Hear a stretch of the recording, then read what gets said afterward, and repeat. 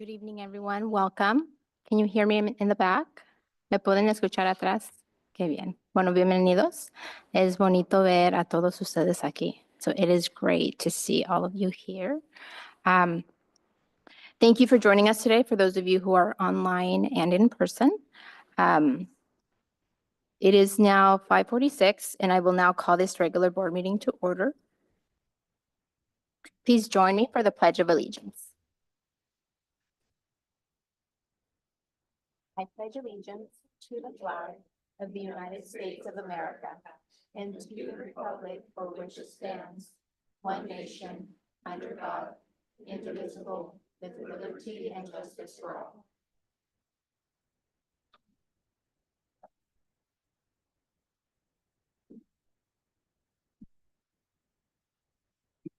So we have our agenda before us. Do we have any additional agenda items? You can also entertain a motion.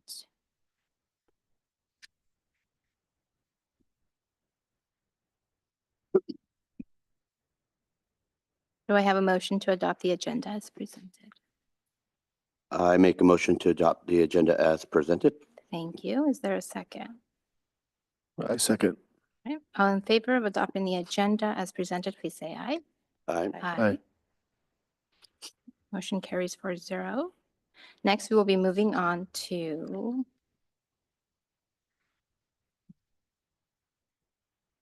staff, students, and school recognition. First, we have Lincoln Elementary.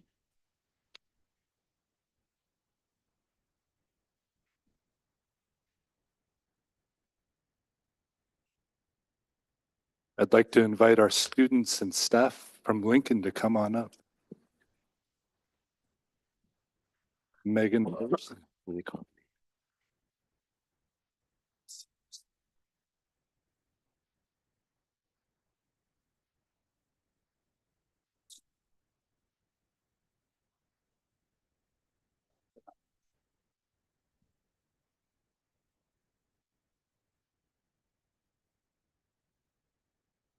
Okay, these are some of our amazing students and staff from Lincoln.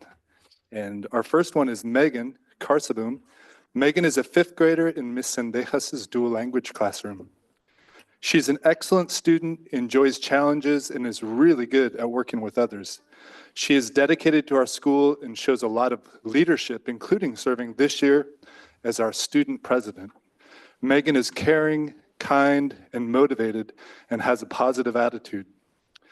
When we asked Megan what she likes to learn and what she likes about Lincoln, she said she has a passion for writing, especially writing about real life experiences and her own life. She also said that she appreciates how all of her teachers care. She said they're all super nice, fun to talk to, they're not boring, and they'll take the time to talk to you.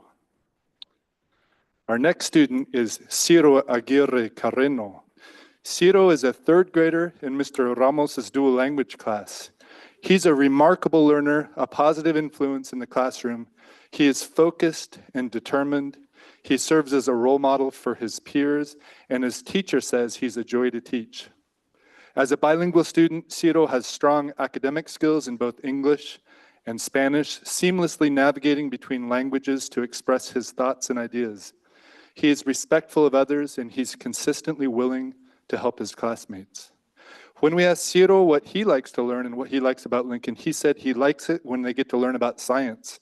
He also said that he's really inspired by his teachers, like Mr. Ramos and Miss Lutz. Our third student is Sonora Price. Sonora is a second grader in Mr. Mateo's dual language class. She has exceptional English skills, and she's also showing strong growth in Spanish as she works toward becoming bilingual. Sonora has an excellent work ethic, and in math, she's a fast learner who shows the ability to explain her thinking in Spanish. Sonora is respectful and helpful, and she is willing to participate and share her ideas, both in English and Spanish. When we asked Sonora what she likes to learn and what she likes about Lincoln, she said she loves to learn about math. She also talked about how we swim very good at Lincoln. When asked about swim, she said, of course, that we're safe, respectful, inspired, and we make responsible choices. Our fourth student is Paulette Quintana. Paulette is a kindergartner in Mr. Krosik's dual language class. She is a very engaged learner and comes to class with goals for her own learning. She is always eager to ask questions, and she is helpful with other students and enjoys helping her peers. Paulette has ideas and insights that are unique and show a depth of interest and understanding that is beyond her age and grade level. She is a very positive person and persistent when learning becomes challenging. When we asked Paulette what she likes to learn and what she likes about Lincoln, she said she loves to learn about math because she understands a lot about numbers. She said she likes her teacher a lot, playing bingo, and Kimberly is her best friend.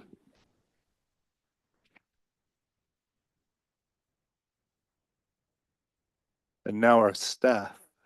First, Gloria Salinas.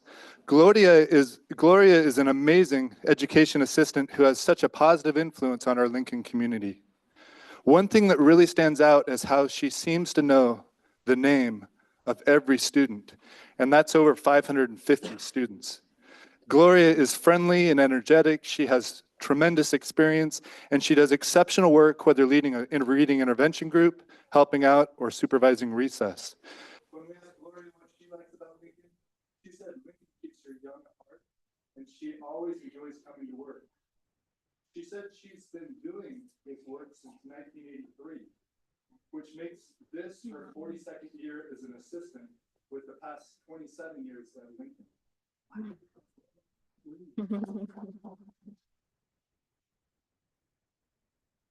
Next, we have Kelly Canfield on the end there. Kelly is our teacher librarian and plays the important role of connecting our students with great books to read, books of high interest and at their level. Nearly every day, she teaches 6 different classes, helping students develop their inquiry and thinking skills too. And then twice a year, Kelly runs a scholastic book fair by working around the clock to offer books to students and families. She serves on our school leadership team and provides a positive presence in our school community.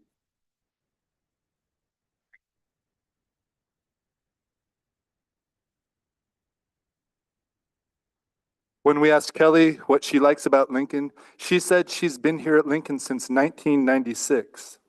She said she's proud to be a member of the Woodburn community, and she had all 4 of her own children go through the dual language program, and they've all graduated now.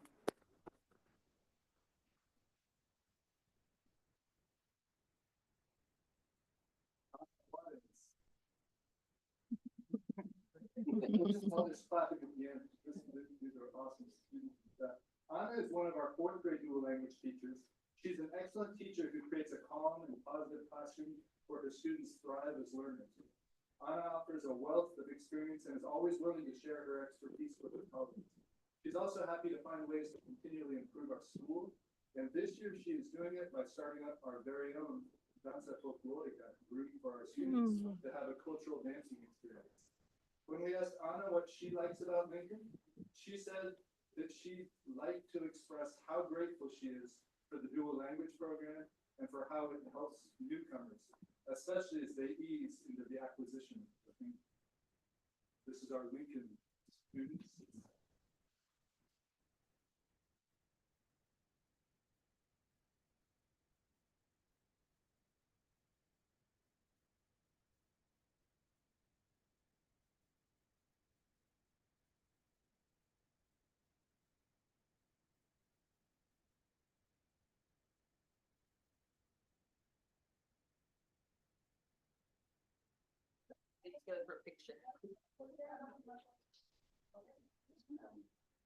You can sneak in there too.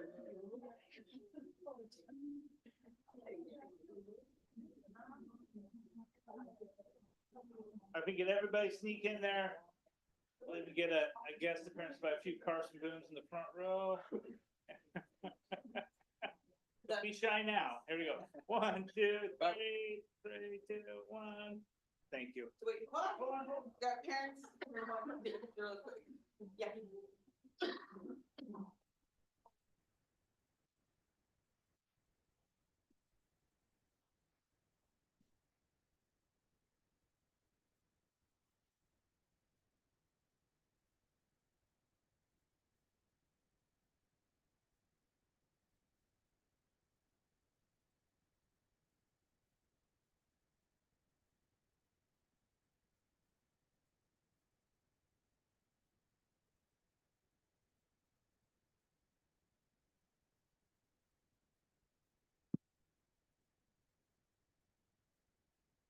All righty. Thank you for all for coming tonight. If I can invite up our French Prairie students and staff, come on up, please.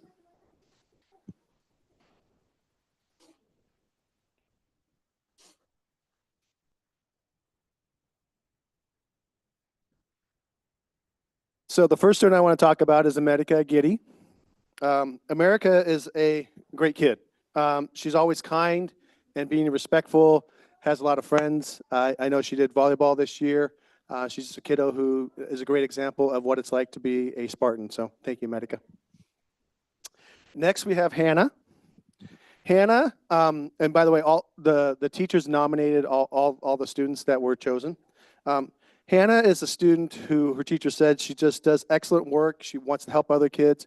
She's just a kiddo who's just a bright spotlight in our school. So thank you, Hannah. And then our staff member that's here, Mr. Cantu. What can I say about Mr. Cantu? He always has a smile on his face. He always has, it's another great day. That's his tagline. Or, gentlemen. All the kids know that. They always see when they see Mr. Cantu, they go, gentlemen.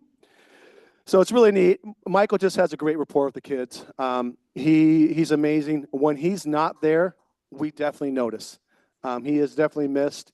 He does an amazing job supervising in the hallways, at lunchtime, before school, back at the buses. He's one of the people that greets our kids as they get off the buses every single day. So, Mr. Cantu, you're well loved by all of us at school, and we appreciate you. And also, Michael is our classified representative on our leadership team. So he has a great voice, and he brings some great insight into our team. So thank you all for being here, and thank you for being a Spartan.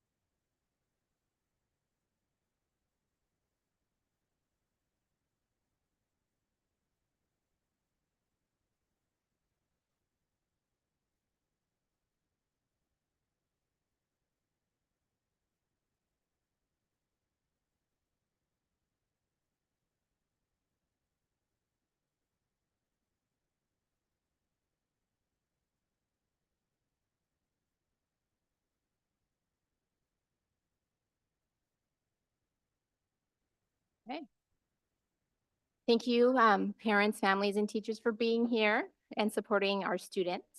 At this time, we're going to move forward to our next agenda item, which is public comment. Feel free to stay, or it's okay if you're ready to go. So, si quieren estarse aquí toda la noche, está bien, pero si están listos para irse, está bien también. So, okay. So, next item is public comment. And we do have a public comment. Right. Hi, Tony, can you hear us? Yes, I can. Can you hear me? Maybe if you give us a second. Yeah. Buenas noches.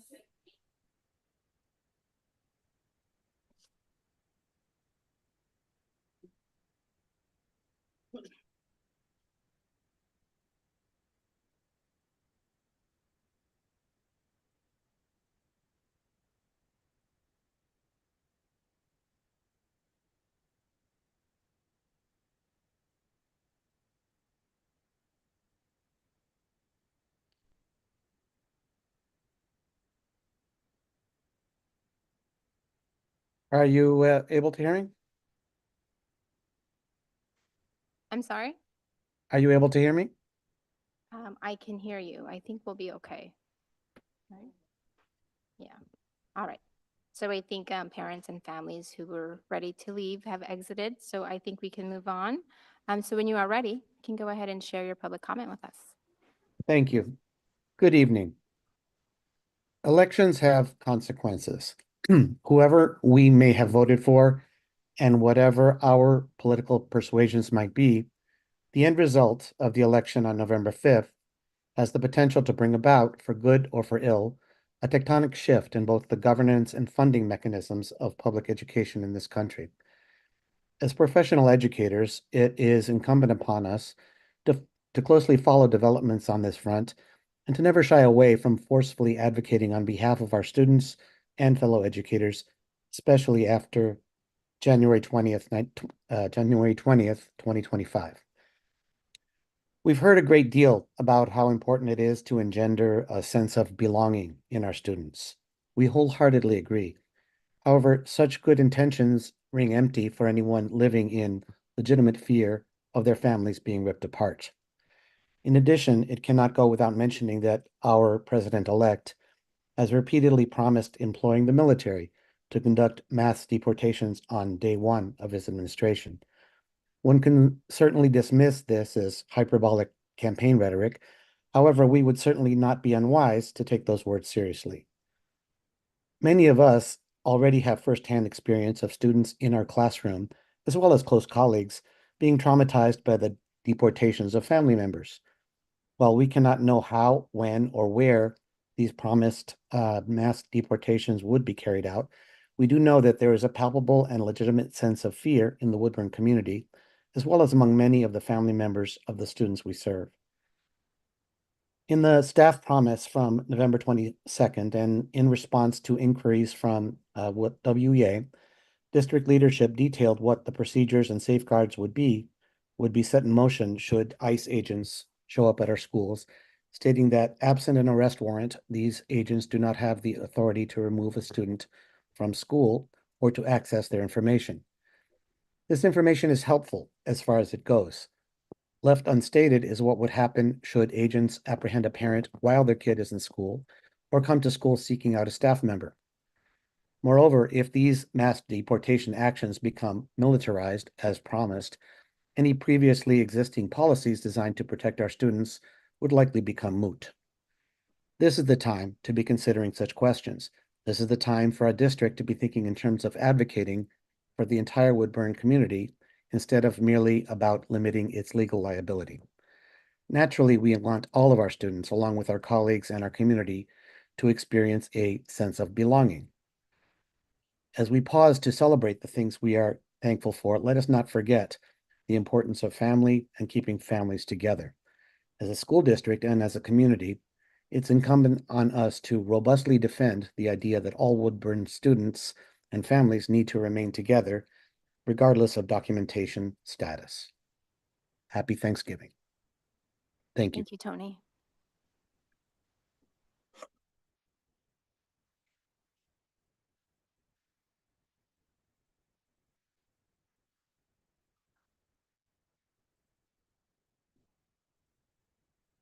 All right. So our next agenda item is we are going to welcome back French Prairie Middle School.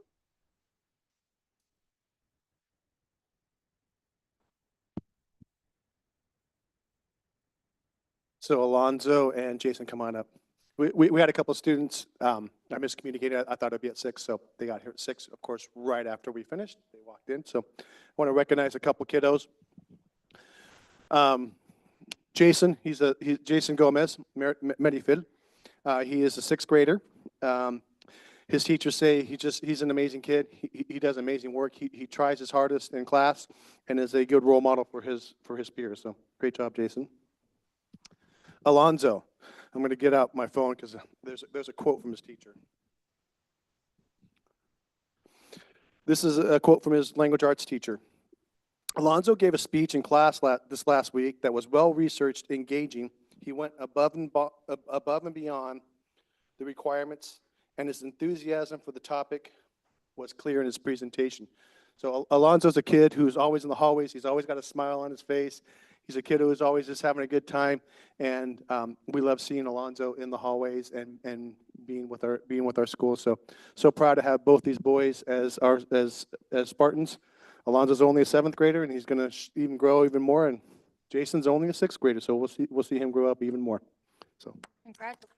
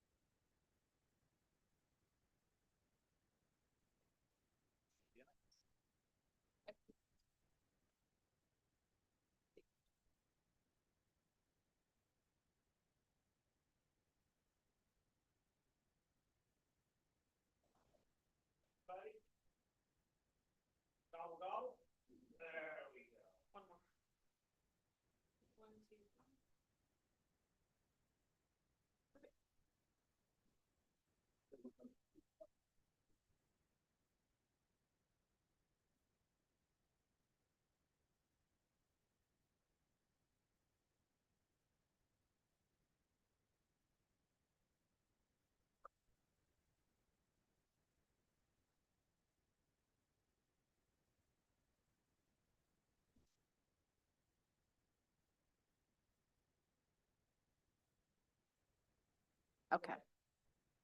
Okay.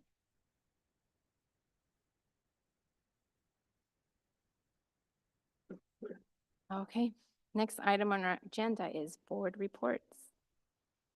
So this is a time to share what we've been doing individually or even collectively to move the school mission forward.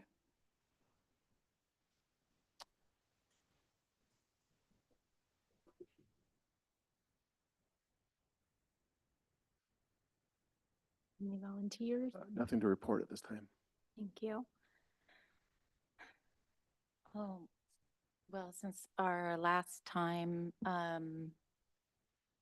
I participated in the trick or treat event at Woodburn High School and dressed up like a clown and passed out candy there. And I went to the football and cheerleading senior night at Woodburn High School and the playoff game. And the biggest I highlight, I would say, would be the OSBA convention, which I would say was mind-blowing, exciting, informative. It was kind of like going to a pep rally with so many people, so enthusiastic, informative, outgoing, willing to help, willing to share information. I just felt like everybody there was so excited. The theme was all in for students. And all of these people are volunteers. And I think that that is just absolutely amazing that they are so committed to students individually and corporately, that they're coming together for the whole state of Oregon, for our kids, for our future, for all of Oregon, and that they are not gatekeeping information. They are all networking together. They're willing to share their information to, I mean, people are just, coming up. I mean, Santiago's talking to people from all over Oregon and gleaning information from each other. People are just talking to each other like neighbors. And it was amazing. And you didn't feel intimidated asking questions. It's just an amazing opportunity. And I think that that was a huge highlight for me from the last month. I thought it was absolutely wonderful. So that was a big thing for me to experience this last month. Thank you. It was great. I too kind of, I did attend one soccer game, but I really don't have much to report, as busy, which kind of will segue into what I have. But and that's also another big thing that I did attend was the conference up in Portland. It was just awesome to see. And as a musician myself, one of the things that I really enjoyed immensely was to see the jazz group compiled of 7th and 8th graders. It was just usually, and I mean with all respect, when you usually go to a junior high basketball game or something, you usually hear a 7th and 8th grade band, and kind of sounds like the introduction to The Simpsons sometimes, and and whatnot. But this band, and I'm sorry, I forgot the teacher's name, but the dedication. I mean, she's got a very tenured background in music, awards and whatnot, and her passion for the kids just showed. Because these kids, 7th and 8th graders, the music that was coming out of their instruments, it was just amazing. I was just in awe. And they played 5 numbers, I believe, and it was like, wow. I wanted more because I'm eclectic and I just love every aspect of music. And just to hear this jazz that was coming out was just, it was amazing. And so anyway, that was one of my highlights of the conference. But like Courtney said, it was just amazing to be networking with people from other parts of the state and just to kind of network to kind of connect and to try to see if we can have more opportunities from bigger districts to see how things we can implement here to help us maybe implement processes or programs and whatnot that could maybe help us grow in certain aspects such as CTE. And so it was just a great weekend that we had with other people from the conference, from other districts and whatnot, and the sessions that we had. And excuse me. And so, but going back to talking about being too busy to have really done much more than that, I kind of want to read a letter that I sent to you guys, to the board. And I'm trying not to get too emotional, but it is with both gratitude and a sense of duty that I submit my resignation from my position on the Woodburn School Board effective December 1st, 2024. After much prayer and thought, this difficult decision has not been made lightly, as my time serving on the board has been challenging, but also very rewarding and fulfilling. In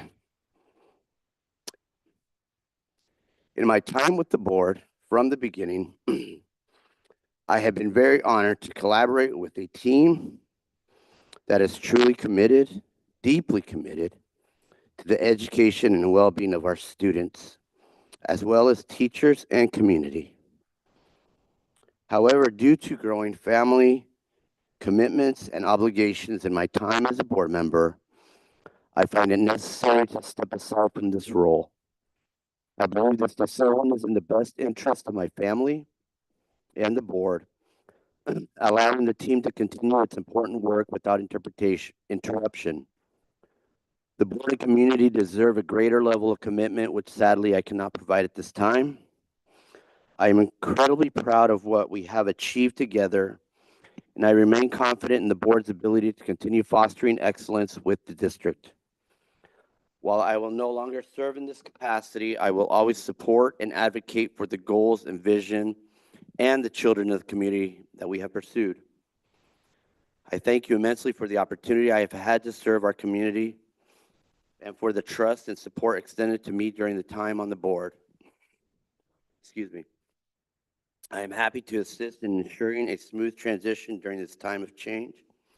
So please let me know if there's anything further I can do to support the board during this period. And I'm sorry I get emotional, but I ran on the premise of it's all about the kids. And if you know my background, it's truly about the kids. Has nothing to do with politics, and I implore whoever steps into this role, I implore you and I beg you to please leave politics out of this position. Do not play a game with the kids. Do not play a game with the education. It's about the kids. It is extremely important. That's my number one ask. And so I get emotional because it really means a lot to me to see what the work that is being done. Coming from that side as a community member, coming to this side, I truly understand what's being done. It's a lot of work, and I know that we didn't always agree all the time, but that's part of the work. And it's difficult work, but it's very satisfying work. And I got to know a lot of the community. The community engagement is amazing. And getting to know a lot of the staff and administration has been an awesome aspect of this as well, to build relationships and whatnot and understand what truly goes on in the work. And so I greatly appreciate Chair Legaspi, Superintendent Larios, Jenny, as I said, you're amazing. And Ryan, Courtney, for stepping up to give of your time, you know, whatever your decisions are later on, you know, blessings. And Rosie, even though she's not here, And so I greatly appreciate the community and the school district for the opportunity for having served. And, I know great things are to come. And yeah, so let's just keep it for the kids. It's all about the kids. So thank you. Thank you. Well, I guess it's my turn to give a board report, but thank you for your service and your commitment to our students and our board and your time. I attended the trunk or treat event at the high school, and I also attended the OSBA conference along with other board members. My focus during the workshop was centered around superintendent and board leadership, transformational leadership. That was pretty much all of the all the workshops and sessions I attended. So that is my short report. All right, and so moving on, we have Policy 101 webinar, a debrief. And this was an item that as a board, we selected to view and have conversation around. And so this is a time to debrief on that webinar. Any thoughts or questions? Anything that stood out? I'll start out. For me, it helped me understand the difference between what a policy is and what a regulation is. They're not the same. And where a regulation comes from the superintendent and the administration, and where a policy doesn't need to be super detailed. That's all of the details comes from the superintendent, and it's not for the board to come up with the policies, essentially. It's for the board to review the policies and ask the right questions. And so I really like that they provided the right questions to ask. And those are, is it legal? Does it reflect our current practices? Is it working? What needs to be changed, and do we actually need it? And I felt that was helpful to provide a framework for me to look at policies and how to look at policies. But I thought it was just helpful to help me understand my role as a board member in looking at policies. It's not to come up with policies, it's to review policies and to amend and adopt them. So some of my takeaways. Thank you.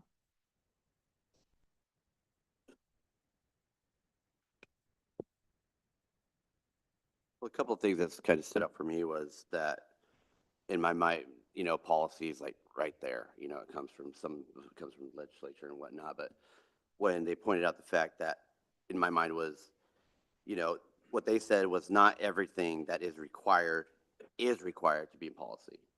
So which was like, oh, okay. So it kind of alleviated that thought process. Like we have to stick to this. I mean, yeah, we have to stick to it, but not everything that we have has to be in policy. It can be broken down sometimes. Like they said, less is more when it comes to policy. There's other things that we can do. Some of it ARs can be broken down in handbooks and other kind of guidelines and whatnot, but it's there. It's not going to be, done away with. It's going to be there, but it's not going to be in policy. And also the word shall, that's another word that kind of makes you think like, oh, we have to do this. The word shall doesn't mean there is no flexibility. Like they said, it depends on what is included. It means the district will.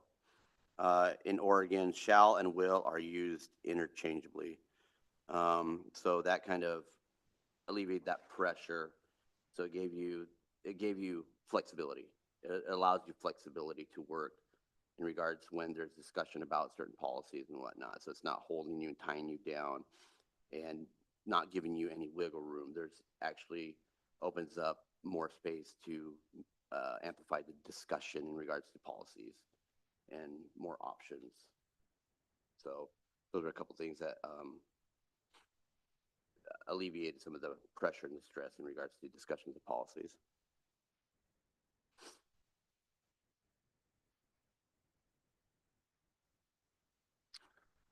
I also enjoyed learning more about how a policy is adopted. I remember the first time we tried to pass a policy, I just I wasn't informed about how the policy is recommended.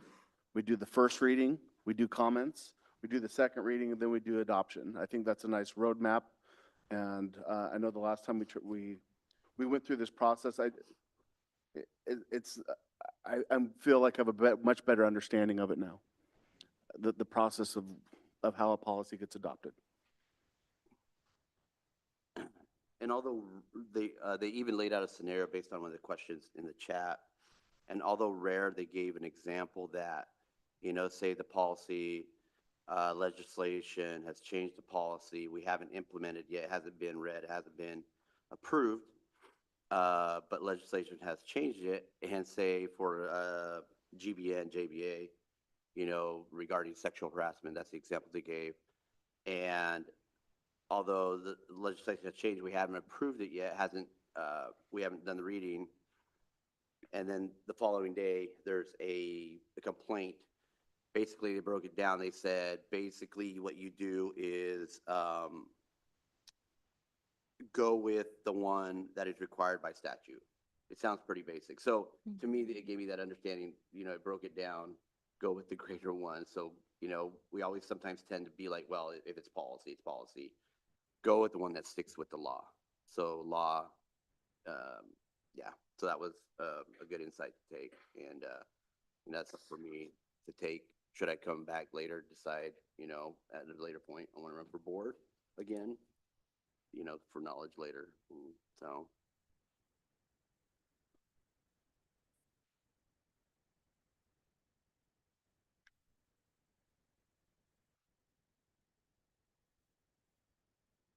I think one of the questions that stood out to me the most is when reviewing policy or adopting policy is there a current problem? And really, I think considering, like data and really asking the questions when something comes before us and, for example, like the dress code, like, was there a problem? And taking that into consideration. So I agree with what you all shared. This was definitely a good review to just a refresher of policy, and it's what we'll review tonight too.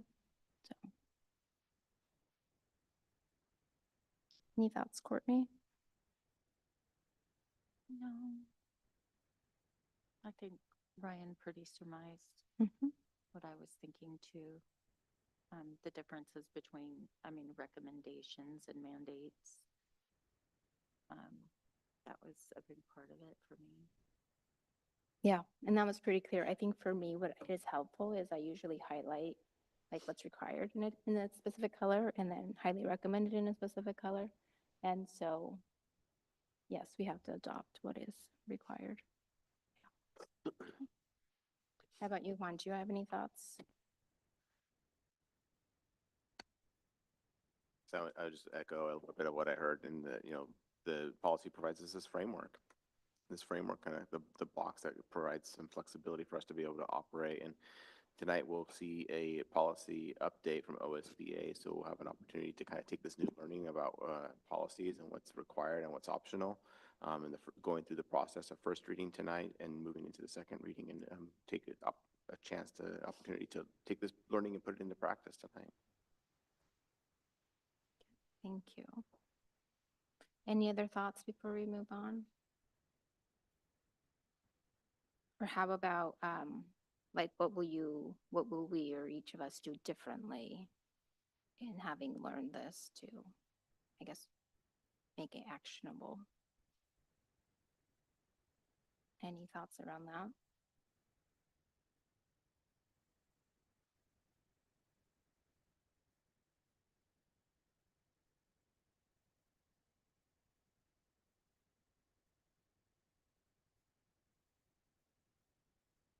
For me, just bringing it back to asking the right questions.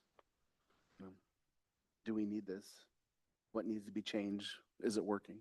Mm-hmm. Okay. All right, I think what I find helpful is, I always reach out to, can't remember his first name, Spencer, over at OSBA when I ever have any questions about policy. He's always, available and really answers questions around this, so. All right. If there is nothing else to share, we can move on. All right. So we've talked a bit about the conference. If there's are any other thoughts or anything else that we'd like to share, that would be the time for that.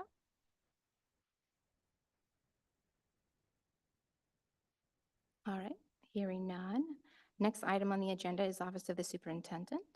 We have Lincoln Elementary presenting next.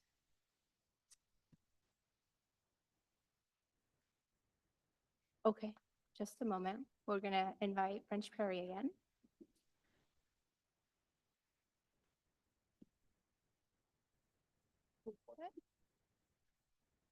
We have one more student that came. I apologize. I gave parents wrong information. So come on up, Moy. Come on up. So another student that is one of the students that we like to recognize is Moises Calmo. He's an 8th grader.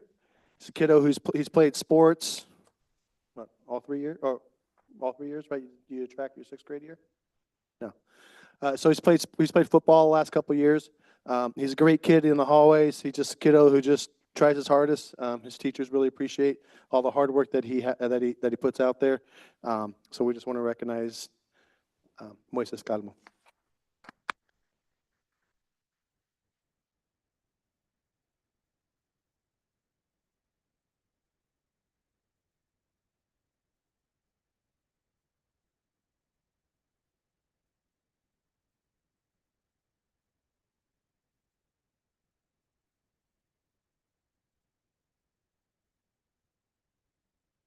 I'll steal one real quick before mine. So here we go. Ready? 1, 2, 3, 3, 2, 1.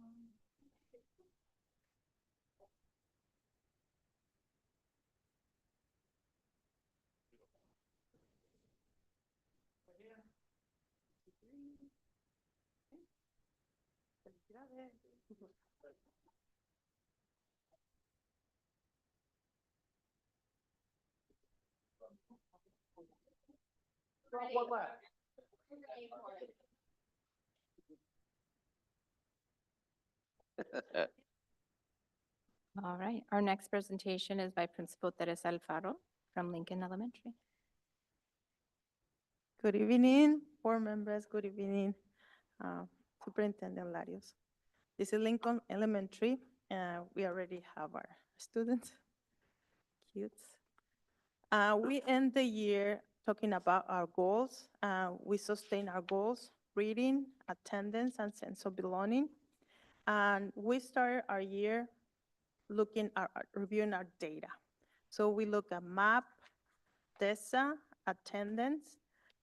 We created our own sense of belonging survey that mirrors what is in Youth Truth. So we have the same questions over there.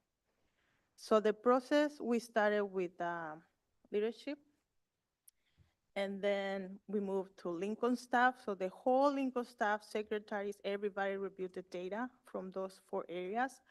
Then with the site council, and then we bring it back with all the ideas from those different settings. So what we did next is, was our hypothesis statement. If sense of belonging, which means students have self-management and feel important, then they will attend our school, then reading scores will be better. So based on this one, we created something that we call it the quadrant. And the quadrant is like ideas and strategy that we're gonna be deepen and strengthen in our school. All the stuff that we do as a school that we presented last time as a elementary level, we continue to do it, but these ideas are gonna be deeply monitoring and engage in our staff to provide to students and support. So for self-management, we created daily affirmations that we present every Monday. after our Pledge of Allegiance, we present to students, and also in classroom, we present exactly the same daily affirmation. We think that a calming corner with the proper PD, so we just bought our staff for the calming corners, which means that every classroom will have exactly the same calming corner, exactly the same poster, exactly the same PD. So we all follow exactly the same steps to do the calming corners. Then feeling important, that idea came out of our sense of belonging survey. And students feel that they feel respect, but they don't feel important at school. So we dig deep on what they mean for feeling important. So they want more positive reinforcement and they want to be listened. So this is our work as staff members, how we're gonna be listening to our students and provide those opportunities to express more about what they need. Also, we moved to attendance and we continue to do our awards during our PBIS assemblies. We have a communication track that each teacher has how the students are doing in their attendance. So we monitor in attendance. And we're gonna start our grade level competitions. Like they're gonna see like how they doing, and the prize so far we said is that the dolphin is gonna come to the classroom and have a picture. So they really enjoy the dolphin. So that's our first step. And for reading, we will continue to do standards of practice, which is understanding language, word meaning, starting with phonemic awareness, vocabulary, and sentence, etc. Strengthen small group instruction, and how we're gonna build our core strategies. So that's the part of the report. And as you see, our center is our students, like how we're gonna support our students. That's it. You have any questions? I'm just curious, why create a new survey or a different survey? Because the Youth Truth only comes once a year, and we wanted to understand really like how to monitoring. So we're gonna compare that one to the Youth Truth, and we will continue throughout the year because it's only once a year, the Youth Truth. So because our part is sense of belonging, and that was important. So in those questions is where we get the feeling important So you'll be conducting this survey every other month every other month? to monitoring if the strategy that we're putting in place is really working or not, or we need to change something. So instead of waiting until the next year, we are monitoring throughout the year. And so is this only for students or does it go out to families too? That one is only for students, For that students. part. Mhm. Thank you. Can you talk to me about parent engagement? So when you have these kind of things going on and you are telling us about these structures that you have going on, are you communicating these wonderful things with parents so that Yes. they're on board to encourage things on the other end at home? Yes, what And we're how are you doing that? sorry. Yes, what we're doing is we inform this through our newsletter. Mhm. We provide to the parents that information and do inside console too. How many volunteers do you have coming to help out, parent volunteers or others, do you think you have? For example, we had our math night and we have 10 volunteers that came that time. And we are building, every other month, we starting a volunteer gathering. That is not part of this part, but we have volunteer gatherings where we invite parents and we have other volunteers and we have information about our next event. And that's how we are connecting with parents.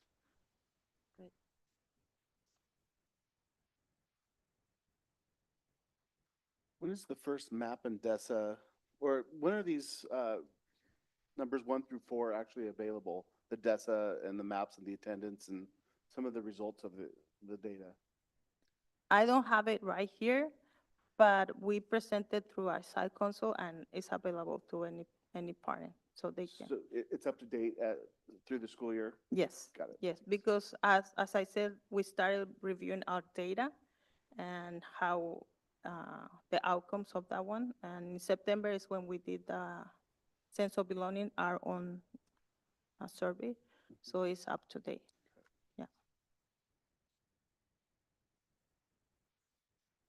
How often does that dolphin mascot come out and get the kids excited? So we're gonna start the grade level. We're gonna do it. We're just gonna start, but we also have it every assembly. So he comes and we have a new person, a new assistant that he's the best dolphin that we have. So kids get so excited and so happy, and they know it's a person, but they get really really engaged, and because that supports our PBIS team, which is swim. So they know that the dolphins swim. We also have a little, at the beginning of the year, we talk about that we are dolphin, not penguins, because we have a little video where the penguin slapped the other penguin, and instead of helping, so we always say like, remember, we are dolphin, not penguins. So they really, really enjoy this. I watch your Facebook page, and so I see that dolphin dressed up in there.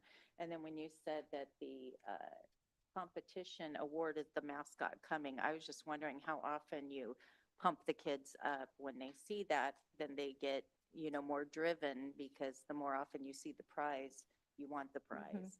And so I was just wondering how often. And the competition, we're gonna start coming back of After break. after break is, yeah. Because as I said, we presented to the leadership, and as a leadership, we said like, what is gonna be better? And the quadrant, we just did it like 2 weeks ago Okay. for the strategies. Because it was the process, leadership, staff, site council, leadership, and then move on to the quadrant.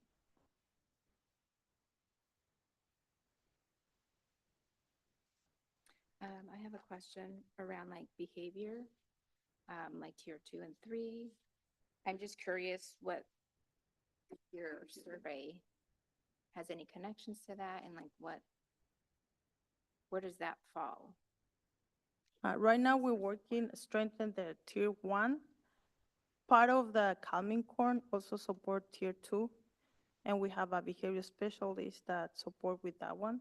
So it's connected in the Calming Corner with tier 2 and tier 3.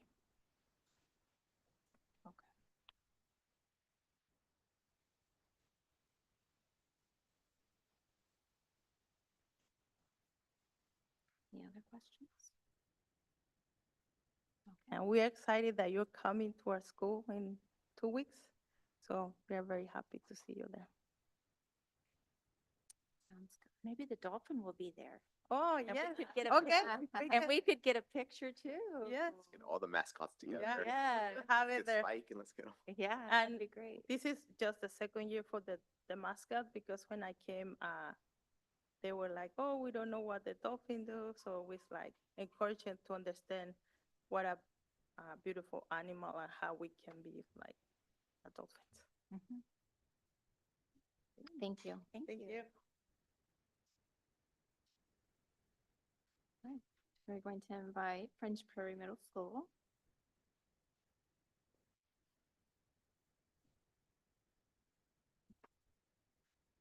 Good evening, everyone. Good evening. How we doing tonight? So we had to change our presentation just a little bit. So we've had some change in leadership. So our leadership team actually is going to, oh, perfect, thank you. Yes, yeah. So we're going to change a little bit our PowerPoint. We're going to skip over a couple of slides, but try to give you as much information as possible. So we already recognized our students and staff. So our first safety goal was to increase positive responses for school safety to above 70% through our Youth Truth survey. So our plan to do this was working with our leadership team, specifically on culture, and also the leadership team members are also on other teams, like our PBIS team, our SIT team, and other teams, and I'll go over that through our teaming structure. We have a graphic for that. And then lastly, we changed some things for advisory, which we felt like really made a positive impact. for students and staff, and I'll share that in just a moment. So our leadership team, oops, looking at mine. So our leadership team is Alyssa Mackin, Elise Hill, Gergana DeSophie, Janae Workala, Natalia Valechko, Michael Cantu, who you met earlier, Marie Palmer, Michael Dotson, and Tim Ferris. This team meets every single Friday morning, and we just get together. We have various topics that we address, but specifically we're focusing on what's the culture of French Prairie and how can we make it better.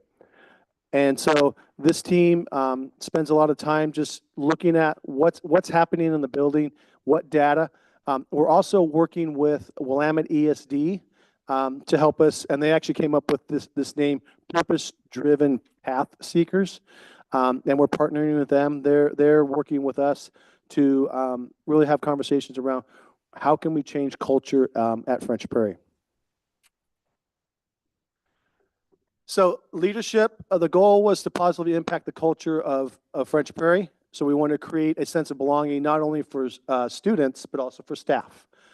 And learning to lead, that framework, right, creating foundations and building future capacity for leadership at all levels. So really trying to tap into, it's not just administration that are leaders in the building, right? It's students, it's staff. They have that opportunity to foster this idea that there's leadership amongst all of us and we all can be leaders, and we're asking everyone to be a leader. This is where our leadership team was going to come give you guys some comments regarding like what are some positive outcomes. So I don't want to speak for them, so that's why I'm going to skip this slide. So this is the teaming structure that we've been working this entire year. So this has been a revamp that we've been working on. So we have like 3 different categories, right? Engagement, right, which is our safety committee, our front office staff, our positive climate committee, our union liaison, student leadership. We have a student leadership class that one of our teachers teaches, and our parent club. They're all really we're trying to engage people in those particular areas. Oh, sorry, am I too loud? So for engagement, we're really looking, using those teams to really focus on how can we get more engagement, how can we get more people into the building. The parent group meets once a month. We just had a meeting just last Wednesday, and we had a pretty good turnout, and we elected officials. So we have a president, a vice president, a treasurer, and a secretary.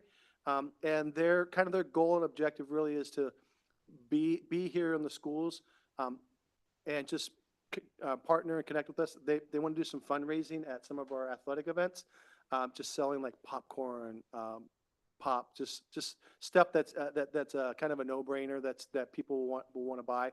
Gatorade for athletes because they're probably thirsty. And then the next area that we're focusing on is the behavior, health, and attendance. Right, our PBIS team, that's right, our tier 1 team, really focusing on all of our kids. Our behavior PLC, so that's our behavior specialist and our counseling team and our social worker. And then we have our attendance team, which is tier 1 through 3. So looking at the whole picture with all the kids with tier 1, and then coming up all the way down to tier 3 with specific plans for students that are struggling with attendance. As a matter of fact, we did a plan with the kiddo, and the kiddo's attendance is dramatically improved. He's actually coming to school. So partnering with parents and saying, hey, how can we work together to make sure we get this kiddo to school? So that was a success with this kiddo. Then we have our SIT team, which meets every Monday. We have our core SIT team, which is a student intervention team. The team focuses specifically on tier 2 and tier 3 kids. So kiddos that teachers will recommend to the team. We'll look at, hey, so we have a specific form that they fill out, and then the team then talks about the kiddo, and then eventually comes up with an invitation to staff to come to the meeting. And then we have individual problem solving. That's a tier 3 team. And then our academics team. So we have our Avid Sight team, our PLCs, again our SIT team, and then again our individual problem solving team. So some leadership comments. So representatives of different teams, right, are on our leadership team. So PBIS, Positive Climate Committee, or Site Council, those are all individuals that are part of our leadership team. And I heard the timer, so I'm going to keep working. This was one thing that we felt like was going to be a good change. So we changed our schedule. So we have 30 minutes in the morning. So first thing in the morning, we have 30 minutes of advisory. And in this time, the way we do check out Chromebooks. Quarter one, we really focused on sense of belonging, right? We really wanted kids to connect with that teacher. They see the same teacher every single morning.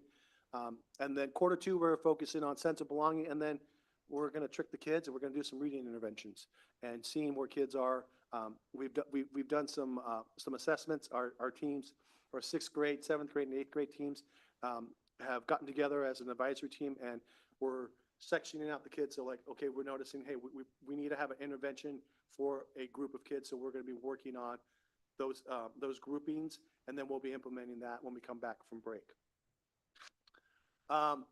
Outcomes, our damage to Chromebooks. We had, oh my gosh, it was crazy last year, about 10 a week being turned in for damage. We're talking keys being picked off. We're talking screens being broken. Now that the Chromebooks, the kids, this is like, here's your Chromebook. You check it out every single morning, and at the end of the day, you check that back in.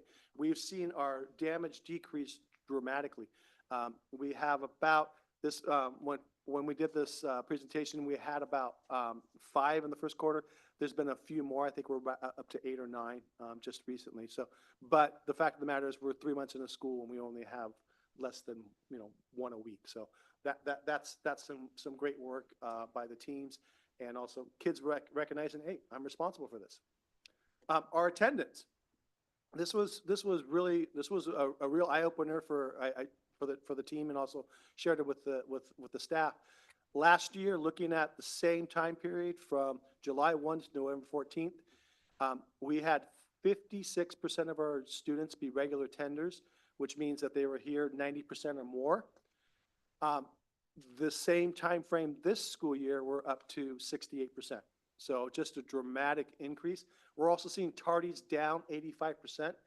It helps that we have advisory first thing in the morning, so kids aren't tardy, but that was intentional on making advisory first thing in the morning. If they're going to be late, at least it's advisory and not a core class that they're going to be late to. So attendance has improved because Well, they can be late to advisory, but they're not counted late. no, I mean, they're still counting to be tardy. It's just tardies to first period has gone down dramatically, right? And what we're hypothesizing, why we're seeing an increase in attendance is every day they see the same teacher. They're really getting that relationship with that one teacher every single morning. Like, no matter what, I'm seeing, Mr. Hotelling first thing in the morning, and Mr. Hotelling isn't going to be teaching social studies to me. He's not going to be, he's not going to make me do something. Although we do a lot of things that are sense of belonging, connecting with the kids, asking kids questions about, how's their day, and also talking to them about their grades. Like, hey, let's pull up your grades. So like during advisory, we can pull up grades. We also do our SEL lessons during advisory as well. And we're also seeing our referrals down from last year to this year. We're seeing a 51% decrease in September, October from 23 to 24. So, which is, and again, we're hypothesizing that the sense of belonging, where teachers are really focusing on building those connections with kids. And so that way, when a student's being disruptive in class, it's like kind of the look of like, dude, really? Come on, what are we doing? And then the kid goes, okay, yeah, I'm sorry, being a typical middle schooler. So we're seeing that decrease. Hopefully we continue to see that trend for the remainder of the year.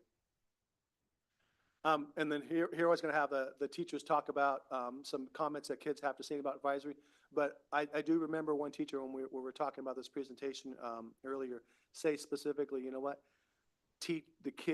one of the kids said, you know what, I really like having this class with you. It's really a cool time to spend some time with you, and also with a community. Like the kids are building that sense of community in the classroom, because the advisory classes are a little bit smaller. there are about 20 students to a class, where a typical class might be 26, maybe to 28. So it's a little bit smaller, and every kid has that advisory. And last but not least, this has kind of been our tagline this year. Everything we want is on the other side of hard. And we can do hard things. Like if we want this to become the most amazing opportunity for our kids, then we're going to have to work hard, and we're going to have to, I shouldn't say make sacrifices, because we always make sacrifices, but just, you know what, it's going to be hard. It's not going to be easy, and we just need to realize that's the reality, and our kids deserve nothing but the best.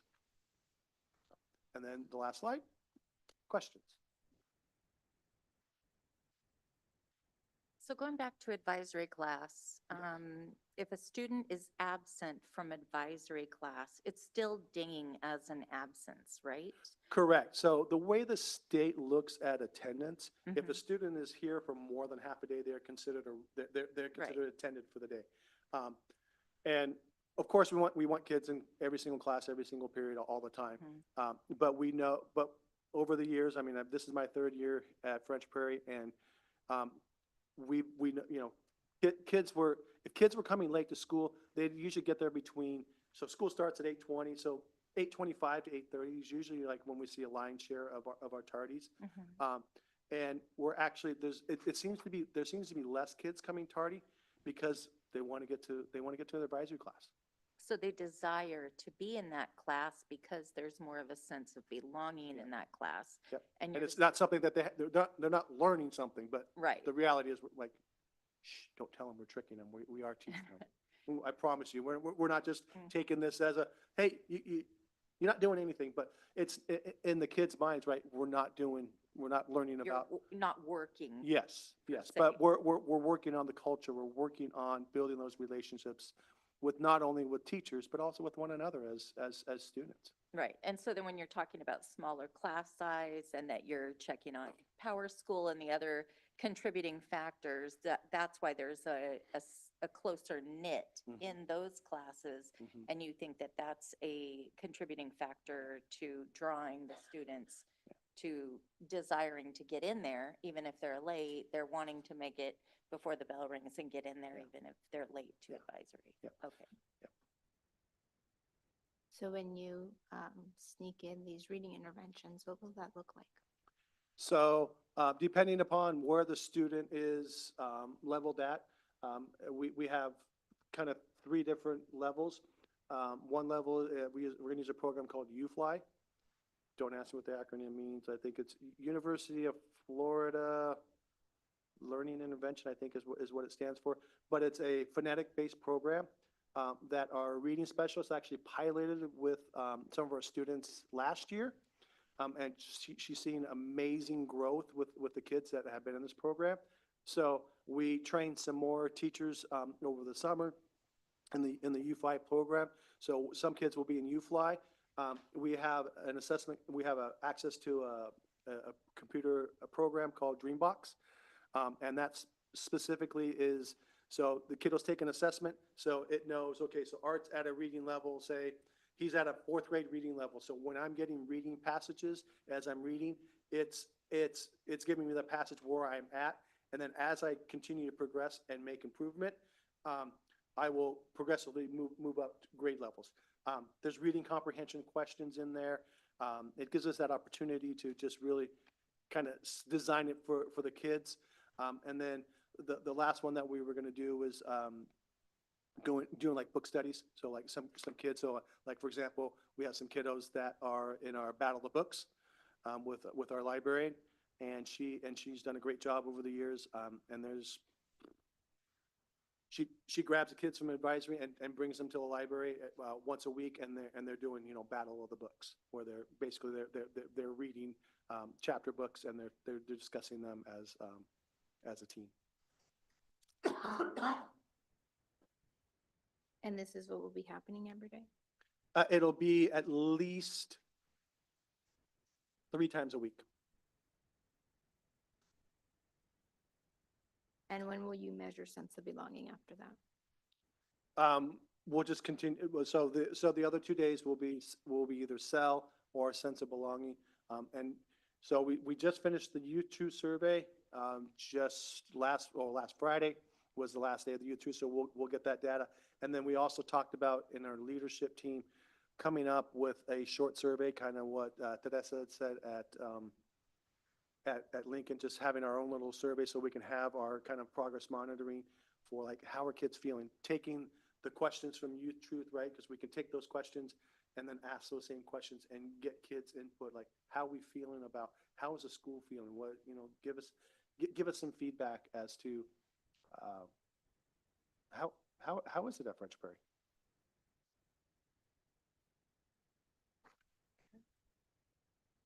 Another question?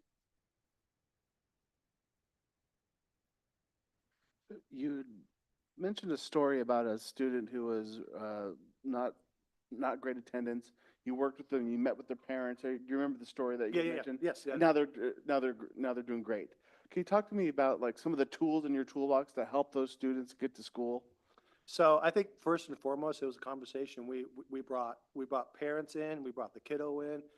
We had our counseling team. It was myself and the principal. We all sat around the table and said, okay, so we want to improve attendance. Okay, so what are some things, like, why don't you come to school? Like, just being curious, asking the kiddo, so why don't you come to school? Well, I don't want to wake up, or I want to play video games. And so we partnered with mom and said, hey, mom, if he doesn't come to school, take the video games away from him at night. You can do that, mom. And so she's following up on that. So if he doesn't come to school, he doesn't get video games at night.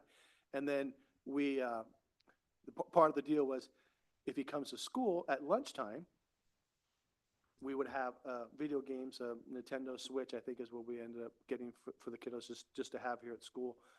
So the kiddo could play the Nintendo Switch here at school. The ironic part is, since we put this into place, this is how many times the kid has used the Nintendo Switch at lunchtime. Just the fact that I think it's there is incentive enough for him, like, I want to be at school. So. Now, it's not all roses and perfect. Like, we're getting him here now. Now we're working on, okay, so how do we be a student all the time in class? It's something he struggles with as well, but we're getting him here. Step one is to get him here. Thanks. My last question is around referrals. What does that look like? What do you mean?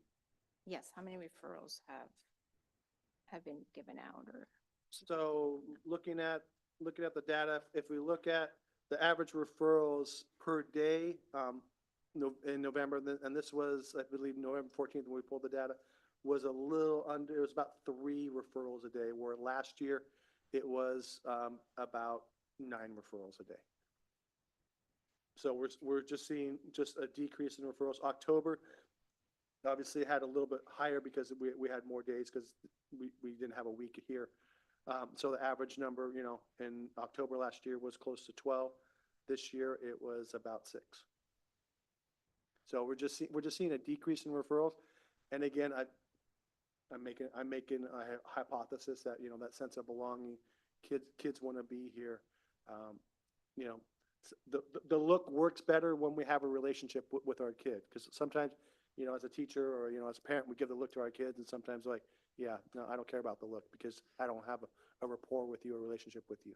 Or if I have a relationship with you and you give the look, it's like, okay, I don't want to disappoint the teacher. So that's a whole hypothesis for me. And, that'd be a good question to start asking kids. Thank you. And the bar in which you make a referral hasn't changed at all? Initially in September, we asked staff to really focus on building relationships. And so referrals, like the referral that should be written should be like, okay, we have like a major safety concern, just because we really wanted to, we want to give teachers that opportunity to really build that relationship, because the moment that referral is written, then it becomes in my wheelhouse. And then now I'm the person that, the kid's getting in trouble with, where, not that you need to be in trouble with the teacher, but like, again, becoming a scientist, talking about let's get to the root of what's the behavior, why the behavior, what's happening, trying to get that opportunity for the kids to work out that relationship with their teachers.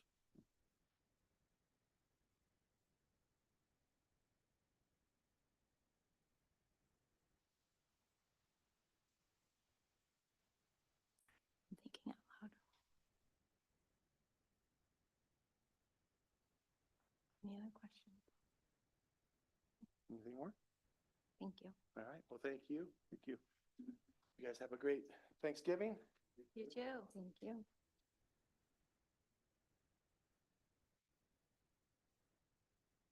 Okay. Next, we have Safety Operations and Communication Department, presented by Casey Woolley. Legospi Board, Superintendent Larios, thank you for taking the time for listening to the presentation tonight.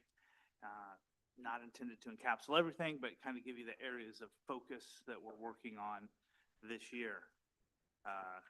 So first and foremost, kind of safety operations and communications for the people we work with.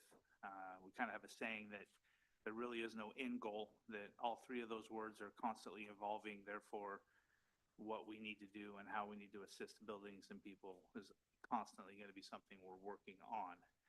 So from facilities to maintenance, transportation, safety, risk management, community partnerships, communication, technology, all those things are constantly evolving in areas that we can never be kind of satisfied or stick with the status quo. So we're just going to jump right into our areas of focus, try to be mindful of time. So this year for safety, we had a few areas of focus. First and foremost, from the standard response protocol, taking feedback from both parents and taking feedback from community members and from buildings. Really wanted to ensure this year that everybody is consistently following our emergency protocols. We're using consistent language. We don't want miscommunication to lead to any kind of unintended consequences that create stress or anxiety for both staff members and for families. So training building principals, making sure we're all using the consistent language, and then really a focus on increasing communication. Trying to be as timely as physically possible when there's some form of an emergency happening, sometimes in the community and sometimes in our schools. So really working with, Woodburn Fire, Woodburn Police, when we have those kinds of situations, to be able to push out communications in a timely manner to let staff, let families know that we're aware what is going on. And we've been, what I feel, very successful this year in communicating those things. Social media, cell phones, text messages have made it very difficult for organizations in general to stay ahead of those kinds of situations, because as soon as something happens, somebody has a phone, somebody's shooting a message, somebody's doing something, and it's tough. And then we are obligated also by FERPA and other regulations to share certain things, and we want to make sure what we're sharing is accurate, because again, miscommunication can sometimes create more anxiety. So really focusing on that standard response protocol, lockdown, secure, hold, make sure that we're using the right terminology, helping people understand that when you hear secure and hold, that's not something to be really anxious about. It should not create anxiety. There's not an imminent threat with those. Lockdown is the term that we will use when there's an imminent threat. And just so we kind of have an idea, the site admin make that initial decision, correct? When there's an imminent threat at a building, they will institute that lockdown. And we always say to be overcautious, because we can always change from a lockdown to a secure, or for a lockdown to a hold. There are times when we'll be contacted by Woodburn Police Department. That happened about, 3 weeks ago, I believe. They contacted us and said, hey, about 3 blocks away, the county is going to be doing something. Can you, kind of keep your school in a hold? I'm like, yeah, okay. They didn't anticipate anything, but they've become very good communicators with us out of an abundance of caution. So we're able to get over to the building immediately, sit down with the administration, push out emails to staff, push out communication to parents, help man the phones, make sure the message is going there, help lower anxiety. In the past, when those kinds of things would go out, we would see lines of parents picking up kids. This time that did not happen. We had some parents, we called, we explained the situation. We wrote out some prompts for the secretaries. So that's the part of the communication that we're working on. The second area of focus is something that's been going on for the last year and a half around safety drills. We know that we do our lockdown drills twice a year within the first 10 days or 30 days of each semester, really. But we also do fire drills. We also are instituting what we call unstructured safety drills. I've asked all buildings to do unstructured safety drill, which means traditionally when you do a fire drill, you pull it, you tell people it's going to happen first period, it's going to happen second period. It's planned. Everybody knows. It's very orderly. And what I'm asking, and kudos to the elementary schools, they really jumped on this. And it really starts with K-5, because once we train in K-5, by the time they move up our system, it's conditioned and they know how to do it. And working with the staff, going to their safety meetings, explaining to them how they'll roll out, really working their relocation zones, each of our schools sharing the relocation zones, sharing with staff the relocation zones, trying to lower anxiety of staff as they go through these. And that means it may happen at lunch, it may happen at passing, and there's no way that was 10 minutes. Really? Okay. I was like, holy moly, I'm not going to make it. My speech teacher is rolling over right now. So teaching those kiddos, if you're in those situations, find an adult. If you can get inside, get with that. If you can't, get outside to your safe areas, and then training adults where to go. That way, in the case of an emergency, no matter what it is, our kiddos know how to react. Our staff knows how to react. And everybody, it's still going to be an anxiety-filled situation, but at least they'll have some muscle memory on how to handle those things. And that kind of kicks into the next one. It's been an area of focus. Our middle schools and our high school, active supervision, they've stepped it up a notch this year. We began the year talking about active supervision plans, what it looks like, being very mindful, putting out maps, putting numbers down, not people. So if you have a sub, people can go. So put A, B, C, D. Don't put, Bayer, Elwell, Puente, Legazpi, because if you're gone, give those locations a zone.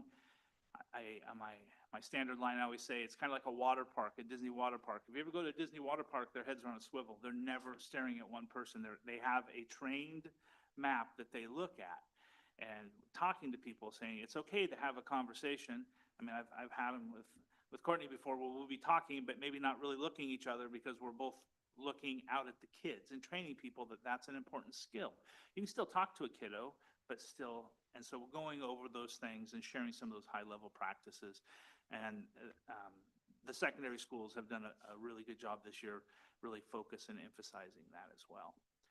And then from technology, the E3 app, we rolled it out to admin. We'll be rolling it out to building-wide. E3 is a notification app that really empowers staff members to put schools in lockdowns and secures and holds. It's a tool that they can communicate. We want to lower the anxiety of staff members, because what happens if they're in a classroom and they see something, they can just take out the app, boom, do it. It pushes it out. They get it. I get it. The police get it. The fire get it. Everybody gets it. And they don't have to call anybody. They don't have to call the office, because what if you're in the office and you have 3 parents you're talking to on the phone and you see that Mr. Woolley's calling? You don't know that it's an emergency. And parents trump probably Mr. Woolley, as they should. We don't have to worry about that communication. It takes that anxiety down. Now, we rolled it out twice. We piloted it. I will say this, both times, somebody like, hey, does this really work? And then I get the notice to my office. I freak out. I call the principal, because I know it's not live yet. I'm like, hey, they walk over to the teacher, and the person was like, I just wanted to see if it worked. Like, yeah, it really works. So we're gonna have some of those bumps, but that's okay, because as we get those tools out in people's hands, it will lower anxiety, because they'll have the power. It'll also have a computer version, so the computer will pop up, or if somebody does not want to use their cell phone, because we want to give people an option. Also, if you have a substitute, we give them a Chromebook. Chromebook already has it loaded on. They get that messaging as well, and we put a little card in there. So we want to make sure that everybody, whether it's your first day in the building or it's your 30th, you know how to handle those emergency kind of situations. We're also, Jamie, shout out to Jamie. He's helping me at the high school. We're piloting right now, getting ready to start a whole new camera system that will allow us to record not in motion, record better. It has a mobile. It'll allow me to give instant access to emergency responders. Gives us much more flexibility to hopefully for things we never have to use, but we're prepared to in case they happen. So we're looking at piloting that at the high school. Also, we went through, shout out to the technology department again. We have lockdown buttons at all of our schools. Went through tying those lockdown buttons into the intercom system, into the door lock system. So if somebody gets an E3 app, lockdown, hit the button, doors are locked. It says lockdown, lockdown, lockdown, all 3 languages. People know what to do. It also will automate dial out to the non-emergency, the Woodburn Police Department, saying, hey, this school has been placed in a lockdown. So not only will they get that app, they will also get that app. They'll also get a call from me. We want multiple lines of communication. We want redundancies, because in those kinds of situations, we don't want anything to happen to chance. So that's kind of safety, kind of the areas of focuses this year. Operations, I've been able to talk to everybody here, a couple of them. We've done some internal audits. You saw the distribution that we're shifting to try to save costs. We're also, it has the upside of limiting the amount of transportation we have to get to and from our distributors, and they're more responsive. We're also looking at a project with the Energy Trust of Oregon, a lighting project. We've went through a complete audit with them to replace all old outdated lights, replace it, I know that one's 10, I'm sorry, I'm trying. Replace all our old outdated lights, which are not efficient, and they're just not a good form of lighting. They're old and outdated. Replace everything with LED for I want to overpromise and underdeliver, but very minimal cost to the district. And with a somewhat aggressive schedule that will hopefully allow us to start sooner, there will be a presentation to the board on that, of course, before anything is agreed upon or finalized. I just kind of want to bring that up. The equipment life cycle, that was the lease that we did to get all the new equipment into the hands of our custodians. That's coming. We also went through long-term planning. We did a roof audit. We just lived through Lincoln's. We have to replace, you'll be seeing another presentation will be coming about the high school gym and French Prairie. They're next on there. We also are looking at some of the flooring. So we replaced all of French Prairie's flooring. Washington's next. We're looking at replacing Washington's flooring over Christmas break. And then we're also working on a trimming and painting reserve plan, because it's kind of been a little bit outdated. How do we go around getting that on a cycle that is dependable, that we can afford, and get long-term plans for people? We continue doing monthly site walks with admin, myself, the maintenance supervisor, and the admin team. I started doing this several years ago. We walk monthly, and it's a combination of a site safety walk and a maintenance walk. It gives them an opportunity to point out things that they want fixed or questions they have, and it could be related to safety, or it could be related to maintenance. And it's a really good way to tie admin and give them a voice for the major maintenance planning schedule for maintenance when they come in. It's allowed to things like at Heritage, we were able to remodel a room so that now the entire staff can fit into a room. And just some, Washington's going to get new front doors and back doors as a result of that. We've noticed we tried to do some maintenance. So it's really giving a voice to principals to say, this is something that has been brought up to me by our safety committee, or this has been brought up to me by teachers. And it's really important for teachers and staff to see that through line all the way to us to see, oh, I brought this up at this committee. It came up at the maintenance walk, and now something's being done about it. So we're seeing a completion rate with those projects, which kind of gets to the next one that we haven't seen before, which is a new work order system. Our current work order system, I would call an office secretary, and they would put in a work order, and then I wouldn't really know what's going on related to that unless I went and talked to somebody. We really want to use a system that's more in line with what we have for our tech system, which is if you submit a ticket, you get feedback of when it's been assigned, kind of like an anticipated completion date, and it lets you know that it's moving forward rather than just shooting it off into the abyss and then praying that when you come back next summer, something's fixed. And so kudos to the maintenance department and the technology department. Those things were probably true many years ago, and we've become much more customer service. I kind of say, we used to say you wanted to be like Nordstrom's, but I don't think Nordstrom's is even in business anymore. So I say, we want to be like Costco. So people come to you, they can return anything. Every answer is always yes, what can we do? And so that's what we're trying to do within a budget that Sarah says we can operate in. And then communication. You know, last year we really focused on helping sites develop communication with newsletters and social media. We're going to shift in trying to provide more additional support with website development. Last week I got a little bit of feedback about staff directories and consistency, so we were able to very quickly turn that around and shift some of the web page to get the staff directory on the top. We're trying to get we're going to get some training in place so that people have a contact person that can help them loading up consistent content. So Daisy, who works in our department, she is amazing. She's already helping with how to develop how to do pictures and Canvas and Instagrams. And we want to now show, hey, since you're already doing these things for your Facebook page and your Instagram page, this is how you can take that work you're already doing and putting it on your web page. So not really creating more work, but how can we work smarter with doing the communication cycles you're already doing? So your newsletters, your Instagram page should fill your web page. Therefore, you're not feeling like you have to have a complete web editor. But that content, you know what they say, that if a web page doesn't change, at least every 5 to 7 days, people don't want to go back. So we're trying to get it updated with content that's consistently getting updated. And we heard some feedback that people want it to be a consistent navigation theme as you go through. So we're working on those places as well. We're also taking the district-wide communication plan, shrinking it down and saying, okay, buildings, how can we model this and help you have a site-based communication plan? So you're not having to create it from scratch. You can kind of take elements that we know that have worked and use that at your building level to helpfully increase communication. And then we're going to continue to try to do our increased partnerships and participation. We try to get out to all of the community events that we can. I have an idea for partnering with the Booster Club to get some pop-up ideas, and we're hoping that we can get those going.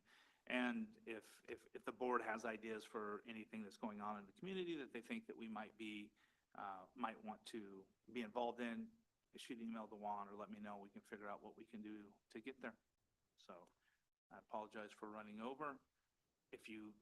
I am assuming everybody already follows us here, but if you don't, please share it. I will say that our communication numbers have grown unbelievably. Our newsletter, which was getting a 1-minute average read time with not that many people viewing it, we're getting 6 to 9 minute read times with up to 20,000 to 15,000 views, which is, we just weren't seeing that. And our Instagram has went from, 40, 50 followers to, I don't have my phone in front of me right now, but it's skyrocketed. And the thing that I like even more of it is that we follow now all of our schools, and I think there's close to like 60 different school from the dance group to the choir to the arts to each of the individual schools to the clubs, and it's really become a tool for them to push out the content. It's very clear to us that our community wants to see pictures and stories more than they want to see long letters. So we're trying to make it everything very, very visual. And we do have an exciting partnership. One of the ones that we're hoping to is that Daisy and I we're talking with the radio, but they're about trying to do a segment. She's going to do a segment there to try to reach maybe a group of population that doesn't have Instagram or doesn't do web page, and so we're trying to be creative in some of those different avenues that we can reach out from a Great. communication standpoint. All right. I do have a question. Shoot. The piloting new system, is that the same system that was presented at the safety conference? Oh, the E3 one? No, the cameras, piloting new system No. at the high school. So I would love to buy those cameras, but So what is this? the licensing fees alone for that system were almost $500,000. So the camera system, we have, and like I said, Jamie and Corinne, I know they're sitting back there. We sat down and said, these are the things that are non-negotiable. So we need to be able to not have blackout spaces where you're like, hey, pull up this camera, and you look at it and there's nothing, because our current system is motion, and so that would take care of it. And we need it to be nimble, because as administrators, we don't want them spending 2, 3 hours combing through stuff, and we want it so that it's nimble. And it's got to be it's got to be sustainable for us to do. So this is a different company, a fraction of the cost. And there are some features that it won't have, but they're not deal breakers. So I love that company. Thank you. And is the E3 system live right now? The E3 system is not live right now. We have to roll it out. So how we're going to roll it out, we roll it out to admin first. Admin are supposed to give me a time, and I will go to their staff meetings, and I will present it with them. We'll do it together as a team, and I'll bring in their E3 support, and we'll do that. And the goal is after Thanksgiving and then right after January to be able to hit every school. We're going to roll it out live. It won't go live tied into our system until I get enough people to go, oh, is this really working? Because I don't want to, we need to let people play with a little bit and go, oops, I'm sorry, before we go live. I need people, I need teachers, community, everybody to understand that when you have a tool like that, people are going to want to see what it does, and there's going to be accidents. So we want them to do that. But right now we do have our systems that are in place that we can push it. All that still works. We just, in some of the feedback I received, is trying to lower the anxiety for staff members is how do we put it in their hands? And so what we don't want is somebody calling for support and there's chaos going on and they can't get through. And so, yes, that means somebody could accidentally put us in a lockdown. Again, I would much rather have somebody accidentally put us in a situation that's an accident and not real than need to put us in something and not be able to. And that's the kind of the mindset I'm trying to get people to go with. Like, I would much rather have a school go into lockdown and have to write, hey, our apologies, there really wasn't anything. Good thing is our system worked, and unfortunately there wasn't anything going on. I think that's better than we tried to put the system in place. We didn't have anything that really worked. Does that get it? I'm sorry, it was a little long. That was great. I have another question. You'd mentioned lockdown drills and holds and fire drills. And as the geologist in me, I need to ask about earthquake drills. Yep. And what's the status of all of our buildings as far as being retrofitted, the structurally sound to handle earthquakes? What's the status on that? So we actually went through and all of our buildings that qualified for the grant, seismic grant, 5 years ago. Okay. And so when you walk through Lincoln next time, you'll see the walls look artificially thickened. Mhm. That was the artificial. So all of our buildings, Washington, Lincoln, were our two oldest buildings. The part of Nellie that's not there anymore. So those were retrofitted with the seismic grant. It's like 5 to 7 years ago. It's been a while. And then also, Our predecessors jumped on that. then what's the frequency of earthquake drills? 20. Thank you. They do it, I think the earthquake is once a year. Once a year. It is once a year. Okay, thanks. It's the Great Shakedown. We usually do it on the Great Shakeout, twice a year, sorry. Okay, thank you. We do the national shake, Okay. What about, any bus drills? Bus evacuation drills? Yeah. Absolutely. So during COVID, we also created some video ones that we could push out. So what we did is K-5, get in the bus, Middle school, we asked to get in the bus. High school, we have a decreased amount of riders. So what we do is we push the video out to everybody, and then the kids who are actually on the bus drivers go over those expectations when they get on their buses. And we rotate through the high school, having everybody do it, I think every other year. Because it's kind of, it's impactful. It's a loss of instructional time. They've had it K through 8. It's kind of like a fire drill. They get it, and they're still getting the video, and they're getting it with their actual bus driver. So. No question. All right. Thank you. Thank you very much. Thank you. Thank you. All right, next, Information Technology Department.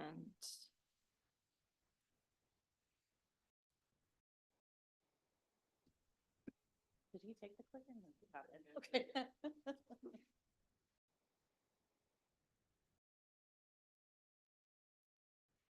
All right, so I am gonna talk about generative AI and what's going on in Woodburn.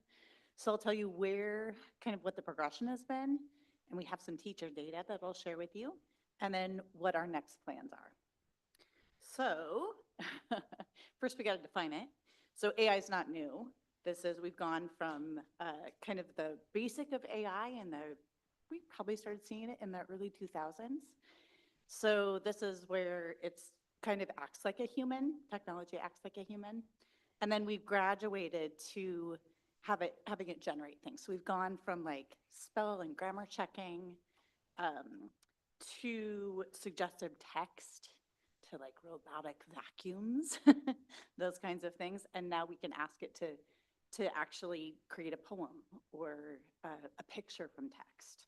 So that's kind of how we're defining generative AI right now, and it is moving all the time. So this graphic, actually, this little word cloud was generated from some of the tools that teachers said they're using. And you can tell that ChatGPT is a big one. That's the one that came out actually 2 years ago this month.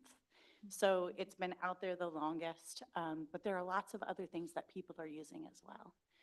So these LLMs, these large language models, they actually learn constantly. So they're programmed to learn from themselves. Even the programmers sort of don't know how they work. So it's the cool thing and sort of the scary thing about what's going on right now, because they are moving very rapidly. So it's contrasted by the slower adoption rate in education, which isn't new. That's always been the case with technology. We just tend to be slow to move. Our assessments focus on core content rather than on technology and some of the skills that it takes to make technology work. So we're always kind of up against that. But the promises of these tools are really personalized content and delivery, time saving, the differentiation that teachers can make, and our teachers are right in line with that. So our teachers, I put out a staff survey. This was timely that the presentation was requested because I had just sent something out to teachers about how they were using AI. And thank goodness, mainly I was concerned about student data because that is my job to make sure that remains safe. And none of our teachers said that they are using any kind of AI tool to assess student data. So they use it a lot to give kids feedback, to vary comments, those kinds of things. They use it to level and modify text, so they're using it for differentiation. About 50% of respondents said they use it that way. Another, just under 50% said they use it for lesson planning. And then as far as the trust ratio goes, most of them said they use it, but they check the answers that they get from it, which is great. That's exactly where we want them to be. And then they said the promises, what they're really looking forward to are those personalized learning experiences and the ease in which they can lesson plan or get answers. Some of them said they're using it for professional development, which is also a really promising way that we can deliver. They can get just-in-time information about just anything. And we did have, over the last 2 days, we've had an in-district conference over at the high school. Lots of teachers offered their own sort of version of using AI. We had several AI presentations.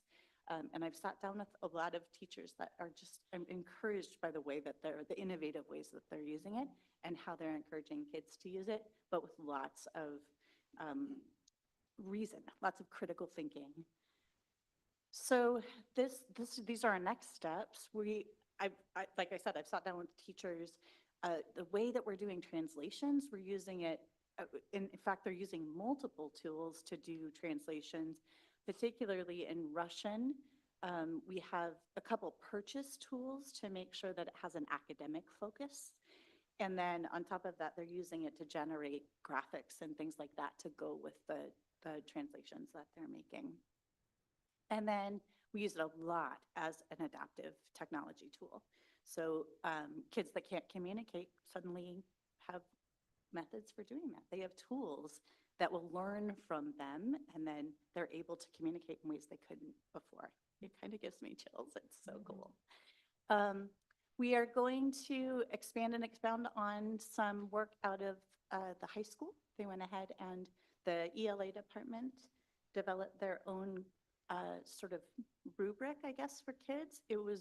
I was really impressed with it because not only did they develop a kind of a rubric for students about when they can use AI or when they should use AI, but it gave them some concrete examples about if this, then that. If you're doing this, this is a great way to use AI. If you're doing this, don't use any AI. We want to see your real work. There was no discussion about cheating or anything like that. It was just like, how are we going to guide kids through this and what are the implications? Because when our students that are seniors now hit the age of 30, AI is going to be, who knows what it's going to do.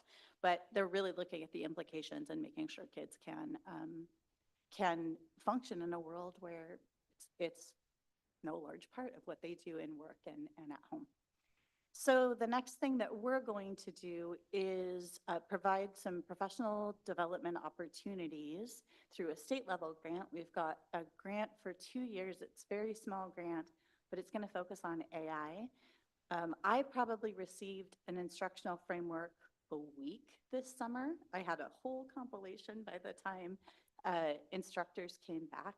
And so I've narrowed that down to 3 that make sense for us. So that group, that professional development or that sort of like digital learning team that we're forming, they're going to narrow it down to 1, and then we're going to develop some professional learning opportunities for our teachers based on that instructional framework.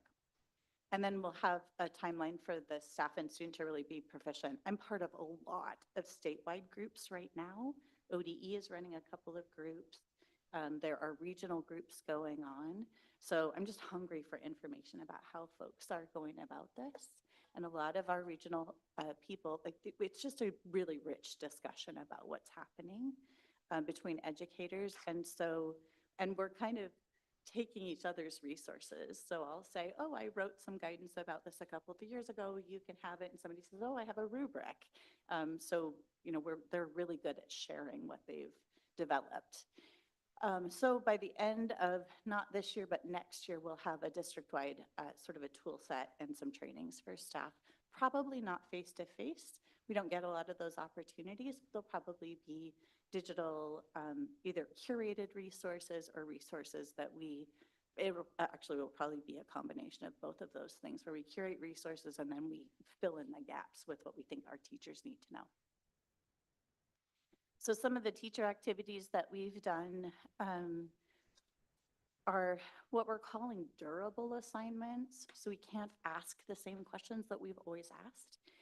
It's not that states and capitals aren't important, but they can look them up online. They can very quickly access that information. And so we're really pushing people to create assignments that are multidisciplinary, things that AI is not really very good, generative AI is not very good at answering. Have students rate. So if a teacher knows how a student writes without technology aids, when they turn in something that's clearly not theirs, we can go back and say, okay, so tell me about the prompts that you used. And how, how does this compare with your writing? What did you learn? Next time, maybe just, try it on your own. And then same thing, that a lot of these teachers are guiding kids to create good prompts because that really is a skill that they're going to have later. And then the authentic learning that they're doing from AI is also pretty encouraging. It's amazing when you leverage everything on the internet to get an answer and sort of what kinds of perspectives you get there and how kids learn from those and say, I'm going to check this information. So encouraging those critical thinking skills. Any questions? So is there any other methods to monitoring besides writing skills? Like you said, you're used to one style, but then they turn something in. What other sources of There is monitoring? no monitoring tool that really works as far as like a plagiarism checker. Yeah. They are largely a waste of money, so we use relationships with kids. What I'm hearing from teachers is that they know their students and they know what kinds of work they produced. And so when something comes in that's really different, but I think they're doing so much guidance though on when to use AI and how to use those prompts. The kids are, I mean, I had one teacher at the high school, he's doing the coolest stuff with just a game playing software, and he skinned it for his business class. It is brilliant. And the problem is by the time he gets to the end of the day, so many other teachers have asked the kids to use prompts in ChatGPT specifically that they have kind of run out of time. Like we need a purchased version of it so that we can make sure that kids have access to it all day. So there's a lot less monitoring and checking and more guidance on how to use it effectively. So it's pretty cool. So 5 minutes, 10 minutes? Good, okay. Any other questions? Not a question more, but just a comment. I mean, I did attend an AI literacy session at the summer conference, and I think my big takeaway was AI is here, like it or not. So you better get on board or else you'll be left behind. And I really want to encourage the Woodburn School District to invest in this, and I'm happy to see that we are. And I got to watch Bruce Alter. Is that? Oh, brilliant. I got He to hear him consults for us, yeah. talk, and I was so inspired about how he's using AI to give speech to the speechless. I mean, It is remarkable. it blew me away, Yeah. and so it was really inspiring. But it's really about prompt engineering and teaching kids how to use it correctly and how to use sources, and so I just think it's such an awesome tool if taught how to use correctly. So Definitely. I think this is great. Yeah, and it's not a lot different than what we've been asking teachers to do for a long time in terms of technology use. It's a lot of critical thinking. It's a lot of Yeah. great, like, is this true? Let's check what the information is and verify. So, yeah. Any other questions? Thank you. Thank you. Our next presenter is from an operation report from the business office. Our financial report.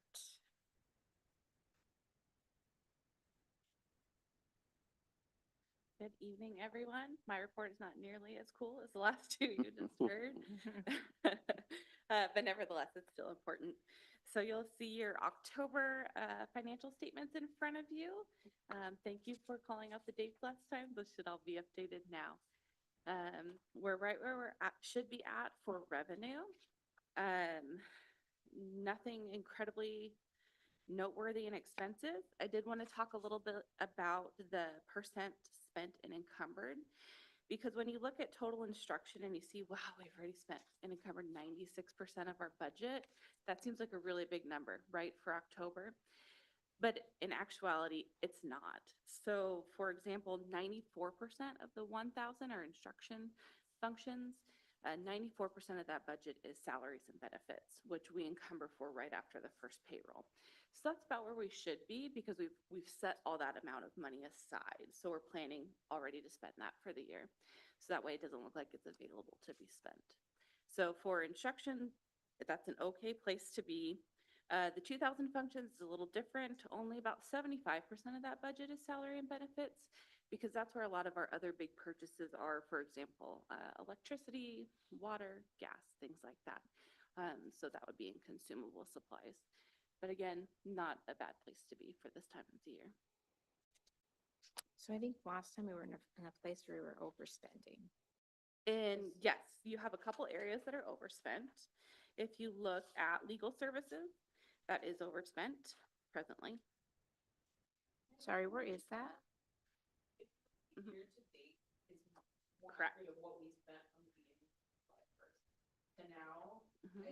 I went back and looked at the purchase order, and I think there was 1 year where we spent more than we budgeted, and I've been using that amount to encumber. So I think what I'm gonna do is close that PO, just open a new one and Sure. encumber less. Yep. Because right now, I think we're overspending it, but we're not. And again, when you see those over expenditures in areas, that's okay. Because at the end of the day, we're looking at that bottom line number. I believe yours are in black and white. So in the gray lines, that's the number you really want to look at. The individual line items are great for our internal tracking purposes. The principals and the directors look at those a little more closely because that's how they're tracking their purchases within their departments and buildings. But at the end of the day, our budget authority lies within those gray lines. So those are the super critical ones that I ask you to definitely look at. We cannot and will not overexpend those line items. If we're getting close to it, I'd come to you and ask for a budget resolution to move things out of contingency or from the 2,000 functions to the 1,000 functions, for example. But the individual line items underneath are for more internal tracking purposes. So yes, so even though with the purchase order, we're over in legal services, that's okay because we know we pull it from a different function. So we're monitoring that and we're keeping an eye on that. So at this point, we are not overspending? We are not, no.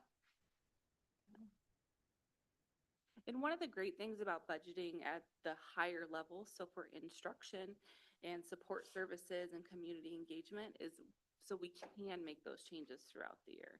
So say, for example, we had a huge influx of students at the elementary school and we lost hundreds of students at the high school. Do I think that's going to happen? No.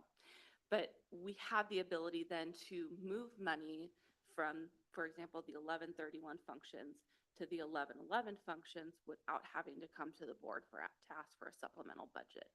We can just nimbly make those adjustments. Or say, for example, a principal wants to pull money out of their office of the principal budget, 2410, and spend more on student transportation for field trips, which is 2552. They can do that without us having to come to you to ask to move $500 over. We can make those adjustments throughout the year. So is there a lot of moving of funds around? Not a ton. We do some because, again, when we're planning for the budget, we're doing it in February and March. And I don't want to tie the principals to having a specific amount. So say, for example, they set aside in their own budget $5,000 for the science department. Because at the secondary, they budget specifically for each, it's called the sub area. We don't tie them to that. If they want to move some of that over to math because there's a need in math, yes, we're going to make that adjustment. We don't have a hugely formal process to do that with them. I meet with each of them monthly and we review their budget numbers to make sure they're not going over in total, and then we make plans. So yes, there is adjustments, but not huge amounts at the building level. Sometimes we'll budget for an employee, say in function 1291, when really they should have been in function 1121 or 1111. And we want to be able to code them correctly to where they truly belong. And so we'll make those adjustments as well. Thank you. Any other questions? All right. I think we're good. Thank you. Thank you. Okay. Moving along to confirmation items. They're as presented as follows. Meeting minutes of October 8th, 2024, special board meeting, and October 22nd, 2024, regular board meeting. 2, personnel report. 3, surplus property disposals. 4, acceptance of gift donations. 5, funding proposals and applications. The Marion Cultural Opportunity Grant, Cosecha Mestiza, and the Woodburn Volleyball Club. Do we have any questions on any of the above? And hearing none, I would entertain a motion to adopt the confirmation items as presented. I'd make a motion to adopt confirmation items 1 through 5 as presented. Is there a second? A second. Thank you. All in favor of adopting the confirmation items as presented, please say aye. Aye. Aye. Motion carries with a 4-0 vote. All right, next item is board action items. New business.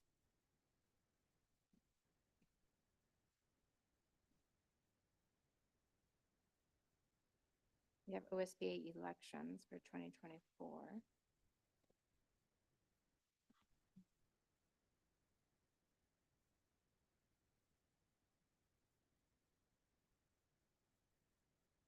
Penny, would you like to talk? I see your name on here, so.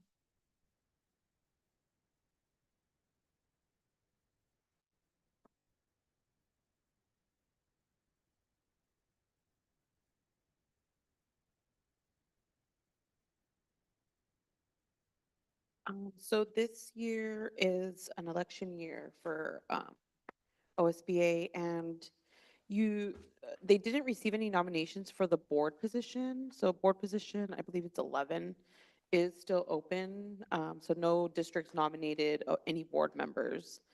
And then in your packet, you did receive candidates for the Legislative Policy Committee. And they are listed on page 50. 51, 51, 52. And I included in the packet their, I don't remember what, yeah, their application, kind of like a brief description.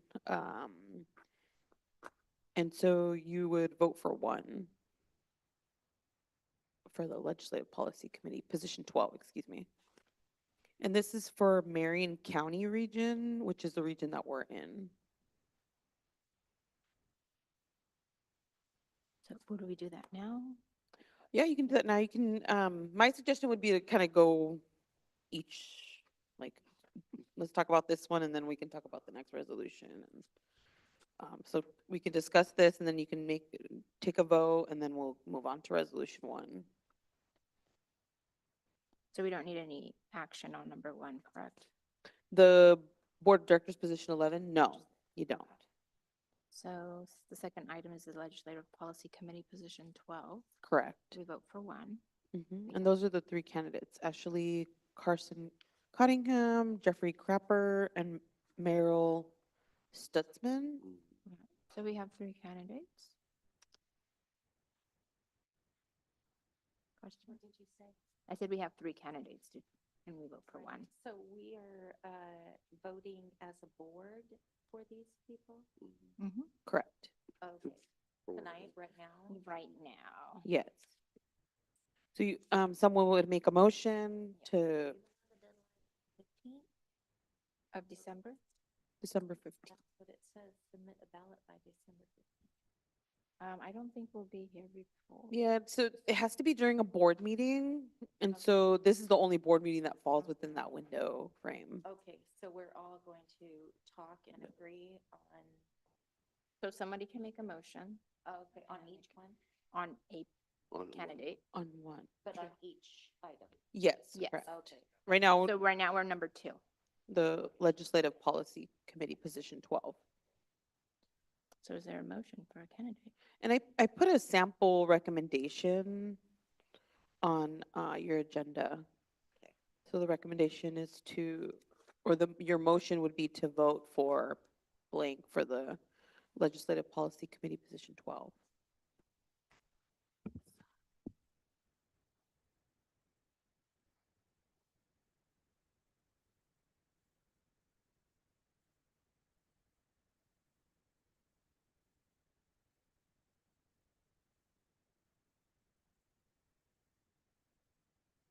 And my recommendation is you can kind of do this 2 ways.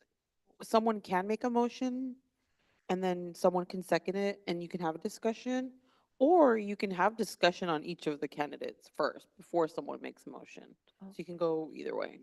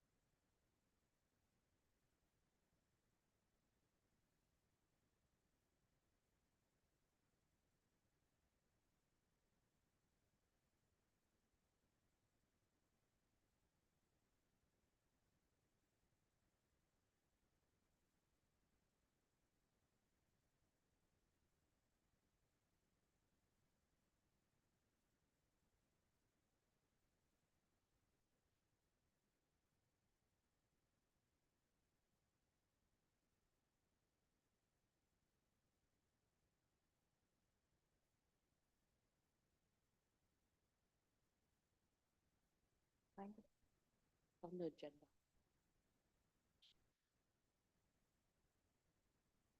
Okay. I make a recommendation to vote for Jeffrey Crapper for the Legislative Policy Committee position 12. Are you making a motion? Yes, did I say that? You said a recommendation. Oh, I was reading what is on here. That is a motion. I make a motion to vote for Jeffrey Crapper for the Legislative Policy Committee position 12. Second the motion. Oh, wait, and then we vote, sorry. Usually I don't make a motion. And then we vote, right? So, oh, discussion, questions? I thought his answers 1 through 5 were the most complete and the best of the 3 candidates. I agree. I was just looking up what a toy award was, since he had said that we got a national toy award. Teacher of the Year. Teacher of the Year. Oh, okay. All right, so I think, Well, I was going to recommend him as well, since Santiago and I met him in person. I was very impressed. so I think we're ready to vote. So all in favor of voting for Jeffrey Crapper for the Legislative Policy Committee position 12, please say aye. Aye. Aye. Aye. Motion carries 4-0 vote. Item number 3, Resolution 1 amends the OSBA dues schedule. So either yes means to adopt, no means that we do not adopt. We can abstain or no action taken. Yeah, so in this resolution, OSBA is asking for an increase of dues. I'm not sure if you read the resolution there, but it mentions that they haven't increased their dues in the last 25 years, since 1998-99 fiscal year. They provided a graphic or a schedule there of what our current dues are.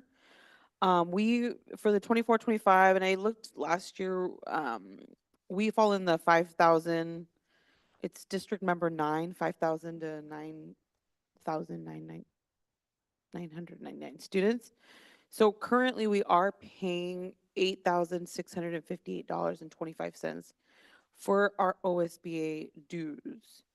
I do want to clarify that does not include, for example, we purchase a Policy Plus. So they help us with our policies and they send us, that summary you have in your packet tonight. Does not include that. There are other fees that we pay as well. I think I should have gathered each of those, but I didn't. This is just to be a member of their service. So there are additional services that we pay for as well.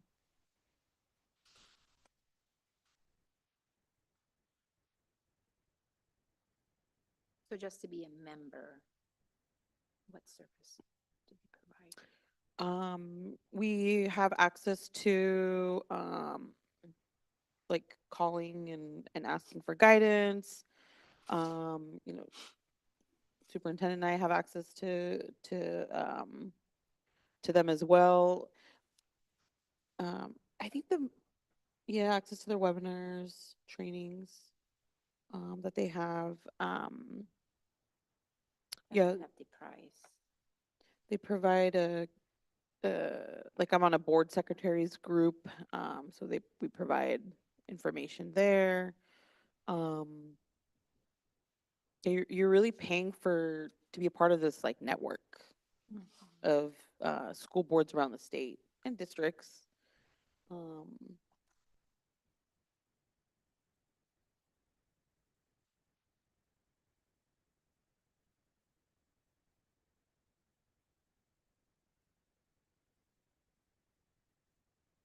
So can we talk about some of the consequences of not adopting or abstaining? What that means for us?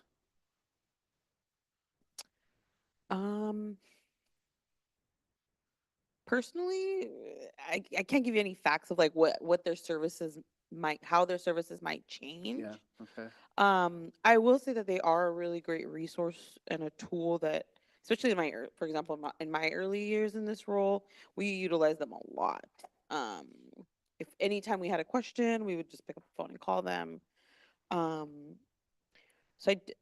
we would have to, I guess, if I really think about this, like how we utilize them, we probably have to use our lawyer more, which would be an expense anyway. So they're able to provide, board, guidance, Consultation. yeah, Yeah, like the consultation. example of what Janet is able to provide, even though it's an additional fee, just being able to contract with her to come in and do trainings and to provide board with resources, to provide board with the orientation, to provide that with what's done there. You have to be a member for that? Pretty sure. That's a good question, but there might be a different cost. And what line item is that, are there membership board fees coming out of on here? I guess I'm not seeing that. Yeah, 2311, it falls under board, Board of Ed, okay. Board of Ed. Uh, But the number you see there includes a lot of buckets in one, not just the Sure. 8,000. Sure, got it, yeah. Yeah, there's 252,000. Yeah. Not salaries. Is There's there, no salaries in there. is there an explanation as to why the revenue has fallen 19.1% since 96, 97?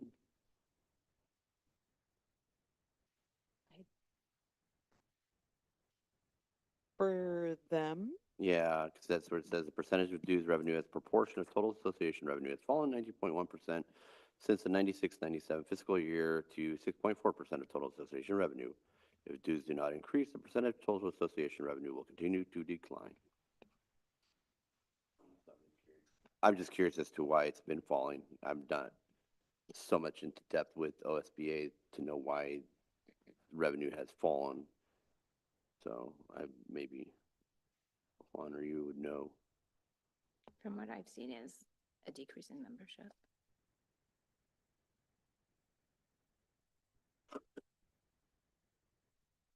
yeah, it could be that. It could be just increased costs for them, staff increase or. Nothing was provided specifically. We'd just be speculating and kind of offering up some guesses to why, but we don't have that provided to us by OSBA about why they've had decreased revenue.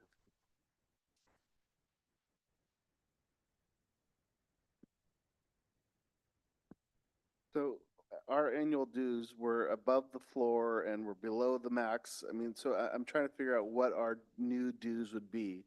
And would it increase every year until that 30-31 fiscal year? Is that what I'm?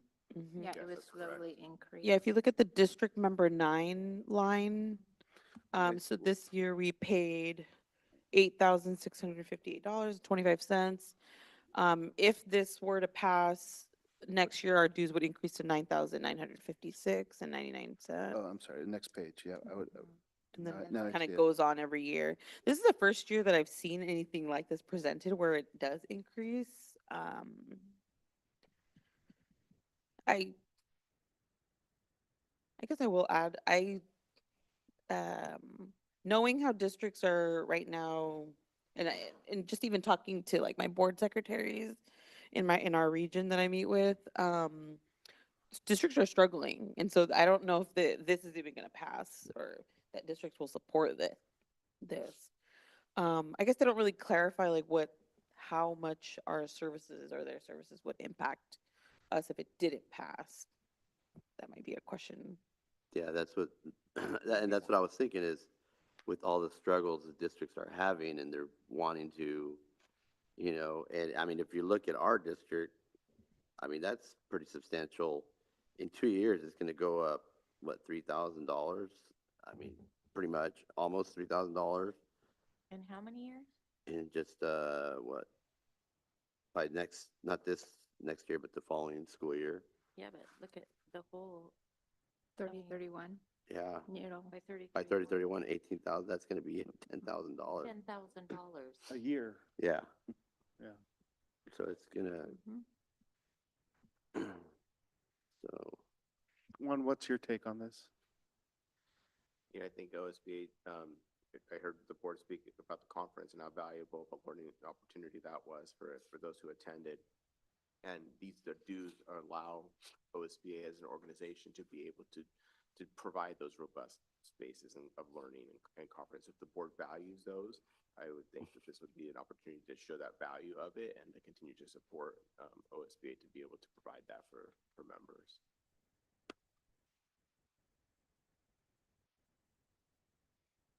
But those conferences are not included in this. That's an additional cost. Those are the registration costs.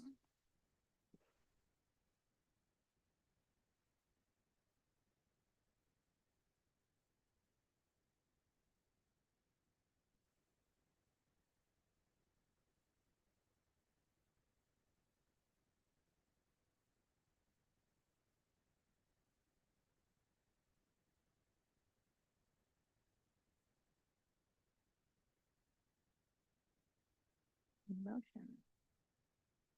So I was going to go back to Ryan's question about abstaining. What are the ramifications if you have a board that abstains from this vote? No, none. So this resolution is not asking whether we want to be members or not. It's asking if you want, We want to if support you want to support the increase in the membership dues and Right. that- So there's no ramifications if you say you decline No. voting for this or not? so in order for the board to vote, you have to have a motion and a second, Right. and then you would call a roll vote. If there were no motion and then you can't have a second, then you would just move on to the next I see. resolution. Just like regular. Mhm. Okay. I Yeah. Those see. unintended consequences might be that OSB wouldn't be able to staff up as much as provide support. Maybe doing availability of trainers might be more difficult to schedule because there'll be fewer staff or something like that. But Right. no direct ramification to the district. There might be some of those unintentional things. Right.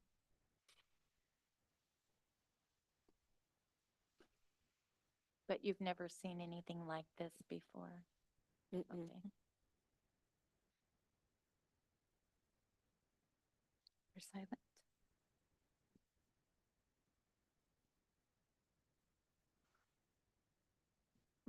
Can we afford it? It would just be a matter of budgeting. Then if that's the priority that we set, then we'll budget around it.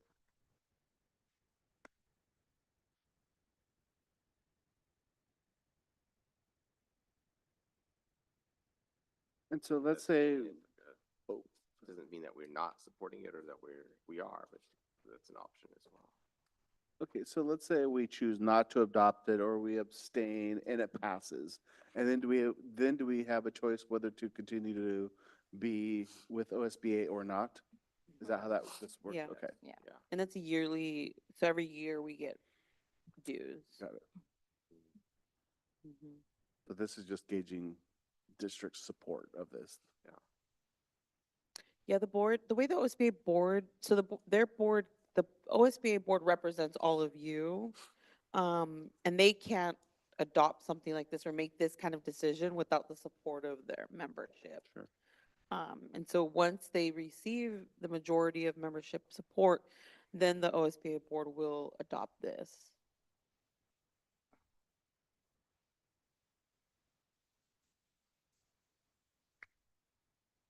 So they'll then have to build their budget with what they're going to get and make decisions about their staffing levels and their infrastructure and their operating costs based on what they get from districts.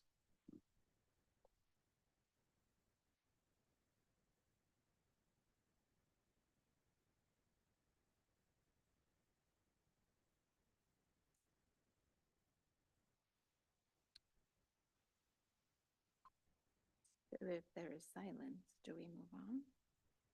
I think so. There's no motion. Okay. Motion?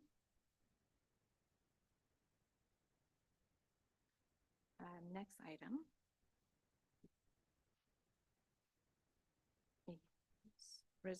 Item number 4, Resolution 2, creates the Oregon School Board Members Pride Caucus and designate a seat on the OSBA Board of Directors and Legislative Policy Committee.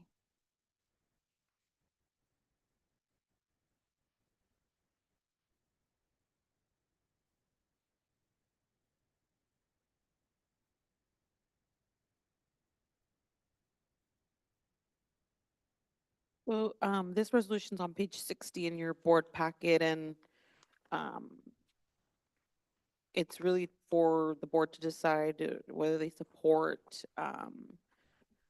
having a member of the Pride Caucus on the OSBA board governing body. So I have a question. Is that because they're not represented now? Currently, they do not have a seat. So on nobody the- advocates for them or for their concerns? Not officially, I guess.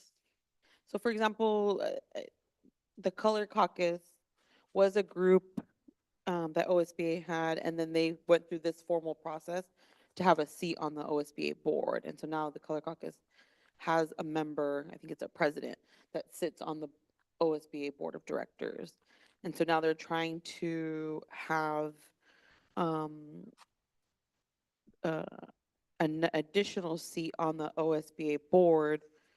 And that's what this resolution would support. They don't provide like a reason for it?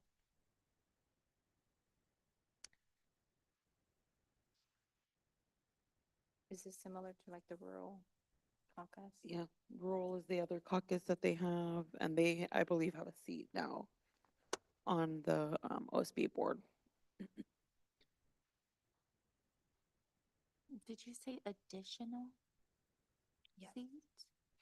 Yeah, so kind of like how you have so you have Marion region representatives, and they sit on the OSBA board. Right. There's 2, 11 and 12 Mhm. are the Marion. And so they take from every region, and that's what forms the OSBA board. Right. Now they have an additional seat, which is the Color Caucus. So from the Color Caucus board or committee, I'm not sure what they're called, they have a seat that is votes on the OSBA board. Okay. Small school rural as well, they have a caucus, and they have a seat now on the OSBA board. And so this would be adding an additional seat to represent Pride. LGBT, yes, Pride, Okay. correct.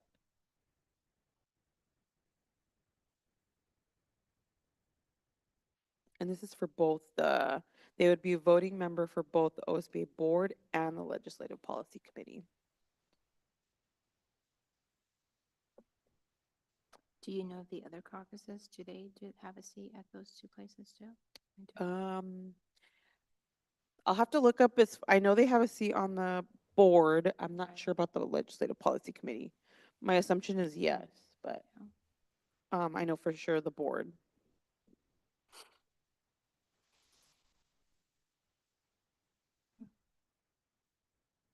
So I'd like to make a motion to adopt resolution 2, and create the Oregon School Board Member Pride Caucus, and designate a seat on the OSBA Board of Directors, Legislative Policy Committee. Is there a second? I second the motion. All in favor? Sorry, give me a second. All in favor of Resolution 2, creating the Oregon School Board Members Pride Caucus and designating a seat on the OSBA Board of Directors and Legislative Policy Committee, please say aye. Aye. Aye. Aye. Motion carries 4-0. The next item is Resolution 3, adopts the proposed amendments to the OSBA bylaws.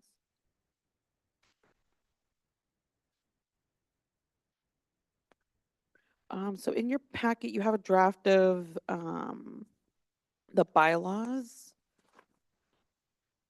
And I think it's easier if you look at on page 40, the resolution that if you kind of in the middle of the page, it tells you what the changes, what they're asking for to change in the bylaws. Sorry, page what? Page 40. That's,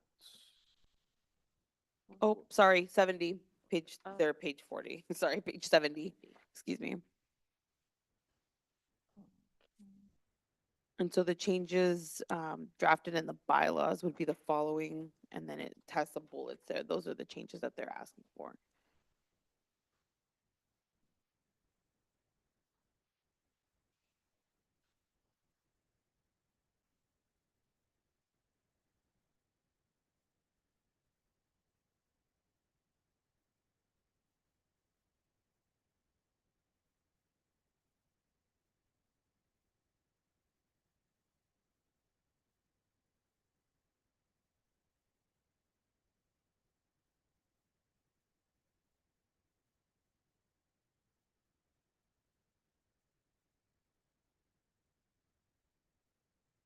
And who do these change? Do you know who these changes come from? This is drafted from the OSB Board of Directors.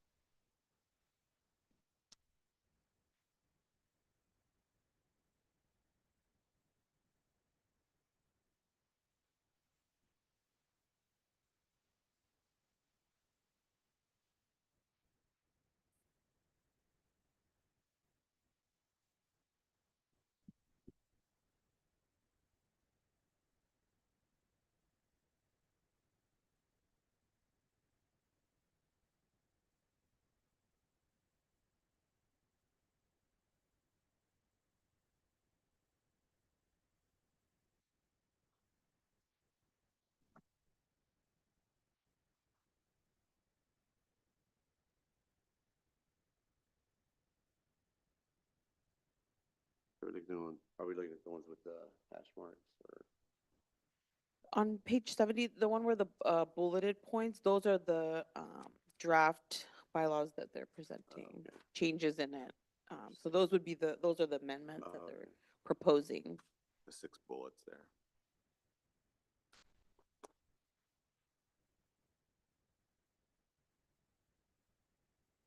And then if you start looking in their actual bylaws, there's either strikes or additions throughout the document.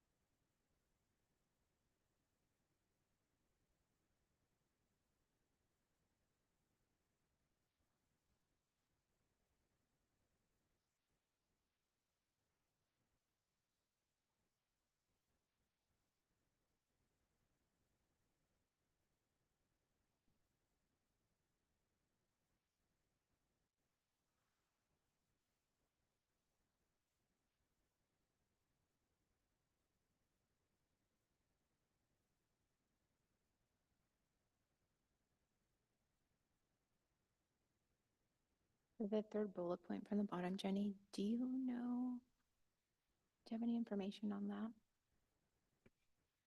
Where it states, require candidates for officer positions and directors in officer positions to be voting members. Are they not voting members now? What they're asking there is to create criteria.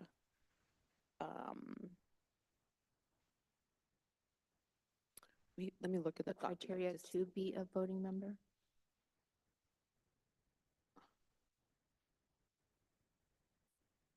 It requires candidates. I'm confused by that one bullet point.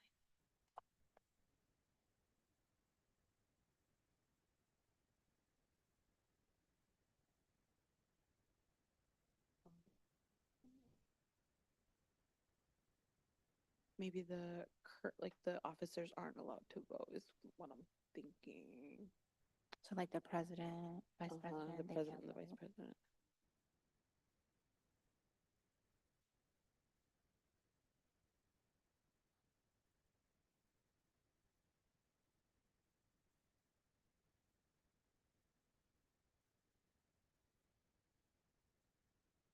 Well, it sounds like what I'm reading here is they want to expand. And one thing they already do is we have to abide, they have to also abide by the Oregon government ethics laws. That's what I'm sorry. You have to follow Oregon government ethics laws.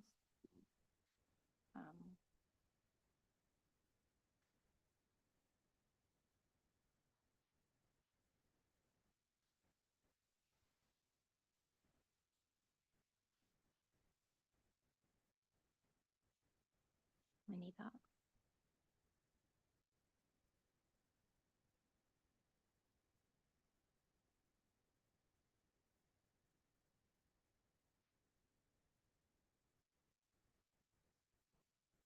So do you know, Jenny, like when they vote on things, what do they vote on?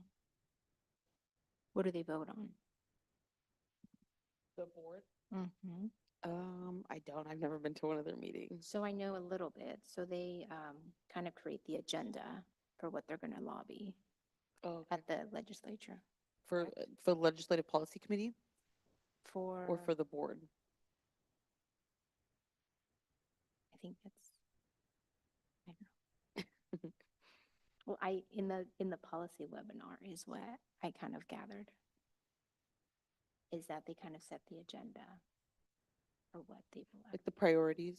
Mhm. Mhm. So what they're asking for here, from what I'm hearing, is they want to expand and add members from their caucuses to serve. The two students, What's that? what he said. To serve on Oh. on the OSBA board.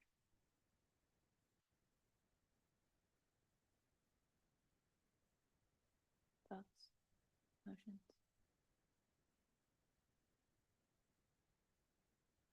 Moving along. So when you're reading the resolution,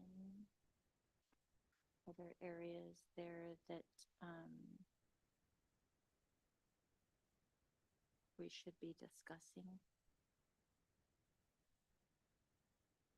I'm seeing a lot of them fall under the same guidelines that we adhere to. Mm-hmm.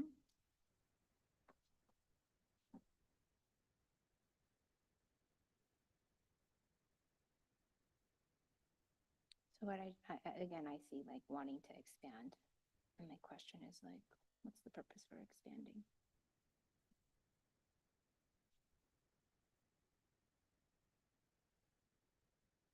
And you see that in the draft? That's on page, that's here. On the So these- resolution? Yes. Right. So I think this is their ask.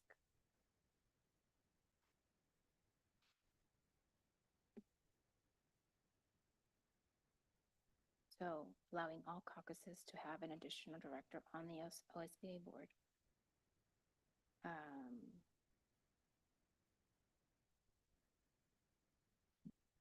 And then again, OSBA Board of Directors, Policy Committee, with representatives from the Oregon School Board Members Pride Caucus. Are you looking at the first bullet there? I Yeah, believe the all of first that. bullet's just asking that if someone from the one of the caucuses is serving as the president, Yeah. that they would vote in an additional member to serve on the board. Yeah. Is what that first bullet is asking for. That's currently not the case. No. So currently, if the representative from the color caucus that's serving on the board is elected to be the president, then they don't have an additional person filling their seat. They're just the president and that's it. So this is asking, the amendment there is asking that they be able to elect To if their vote. person is serving as president or immediate past president. So so the officers cannot vote. No, they would have a vote. Are you talking about the president and or the immediate president? I'm just looking at bullet 1, I'm sorry. Right. What bullet are you looking at? I'm asking in response to what you shared. So does that mean, so I guess my question is,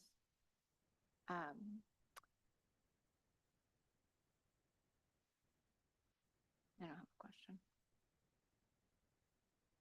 I mean, I have a lot of questions. This is just asking, so right now, currently, let's say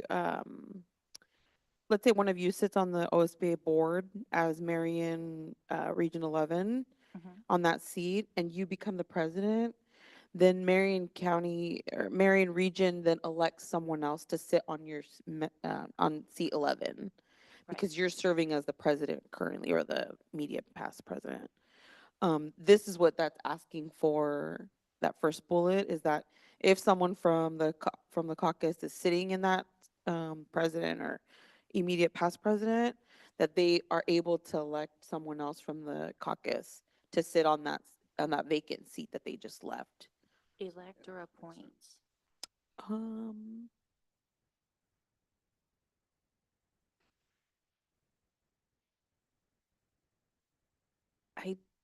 it doesn't clarify, at least not in this bullet. Yeah, It just says to have an additional director on the OSBA Yeah. Board of Directors. to have. It's probably somewhere further in the bylaws. Yeah. They're just asking for the same opportunity for that representation to be Mhm. what they're now doing with regional directors. It does say regionally elected directors, so my assumption would be that they would have to be elected into that Right. position.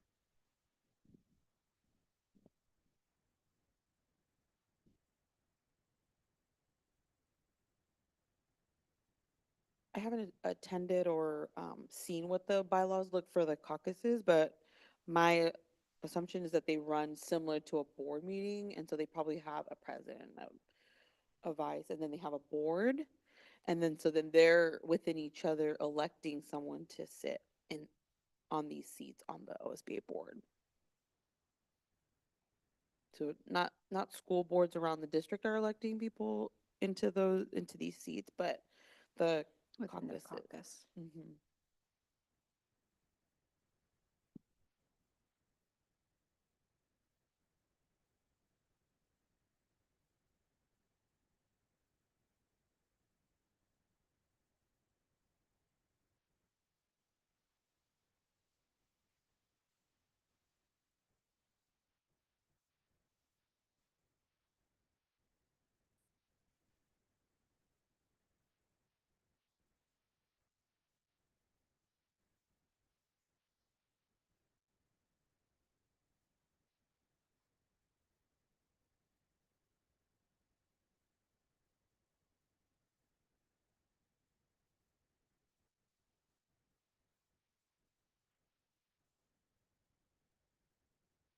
Any other thoughts or questions?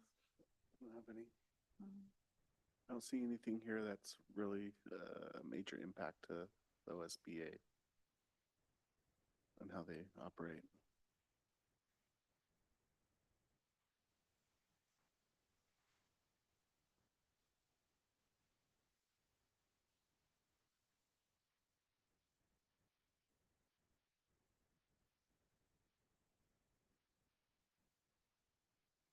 We are silent. Do we move along? We move on. All right.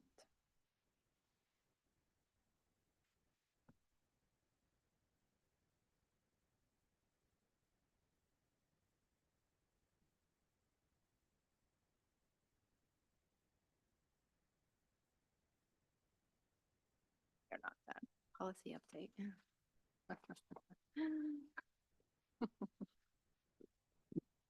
Yeah, so I'll direct the board's attention to page 88 of the board packet, and you'll find there a list of policies that came forward in the November policy update that we purchased from OSBA as policies that need to be either recommended or required, highly recommended, or optional for revision.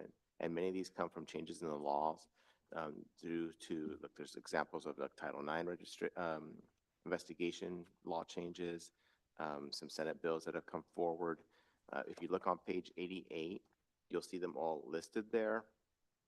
And you'll also see this little language that says, watch for information coming soon on a policy webinar that is scheduled for December 2nd at noon. I don't know if the board has seen that in the e-blast, but we could share that link information if people are interested in watching that webinar update that will be specific to these policies and provide some context about why the change is coming forward. So that's December 2nd at noon. And if the board hasn't received that, we could make sure that everybody has the webinar information. to Is be that able the to new watch date? that. Because I know it got rescheduled. Yeah, that's the new rescheduled date.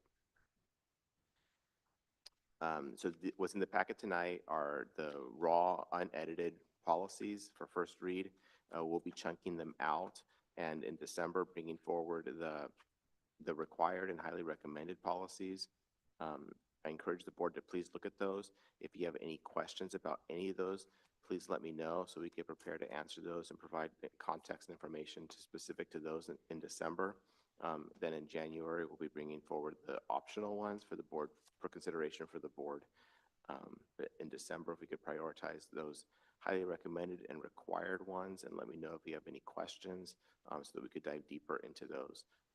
And look at the optional languages, the bracketed languages, what's being recommended for deletion, what are the options that the board has for adoption in December. So it sounds like there's a webinar. If we are interested, that's something that we can watch. That'll speak to this policy update. Mhm. So today could be like a first reading, and then we don't need to take action. If we would like to view that webinar, might give us new information, and then come December, we review, maybe discuss, and then decide. Mhm. Thoughts around that?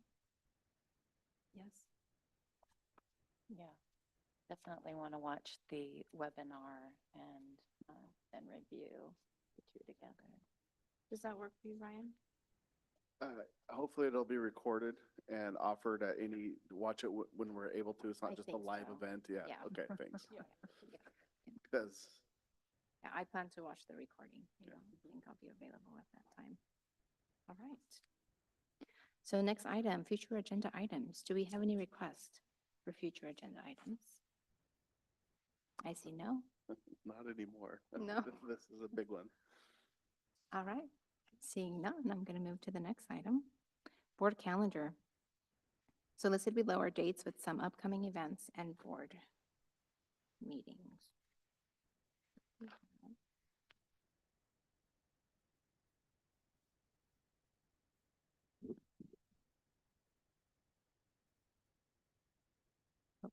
And as Yeah. a reminder, Oh, I'm go so ahead. sorry. We've already done a school tour. One. We did. Is it one. Arthur? Yes. Yeah, we've just done Arthur. So, okay. Well, I apologize to the board and to our constituents for missing that. So I'm going to try my best to make all of these, but I can't promise making. No, yeah. So the next school visit will be visiting Lincoln and French Prairie, the schools that presented today, on December 5th. December 17th, we have a regular board meeting. December 19th, we have board visit to Nellie Mere. January 14th, board work session. January 28th, regular board meeting. Right? And our last item, we are 16 minutes behind schedule. But it has a time from me on here. What'd you guys think of that? We did pretty good. Yeah. I'm impressed. All right, I adjourn the meeting. It's now 8:31. You all. Thank you.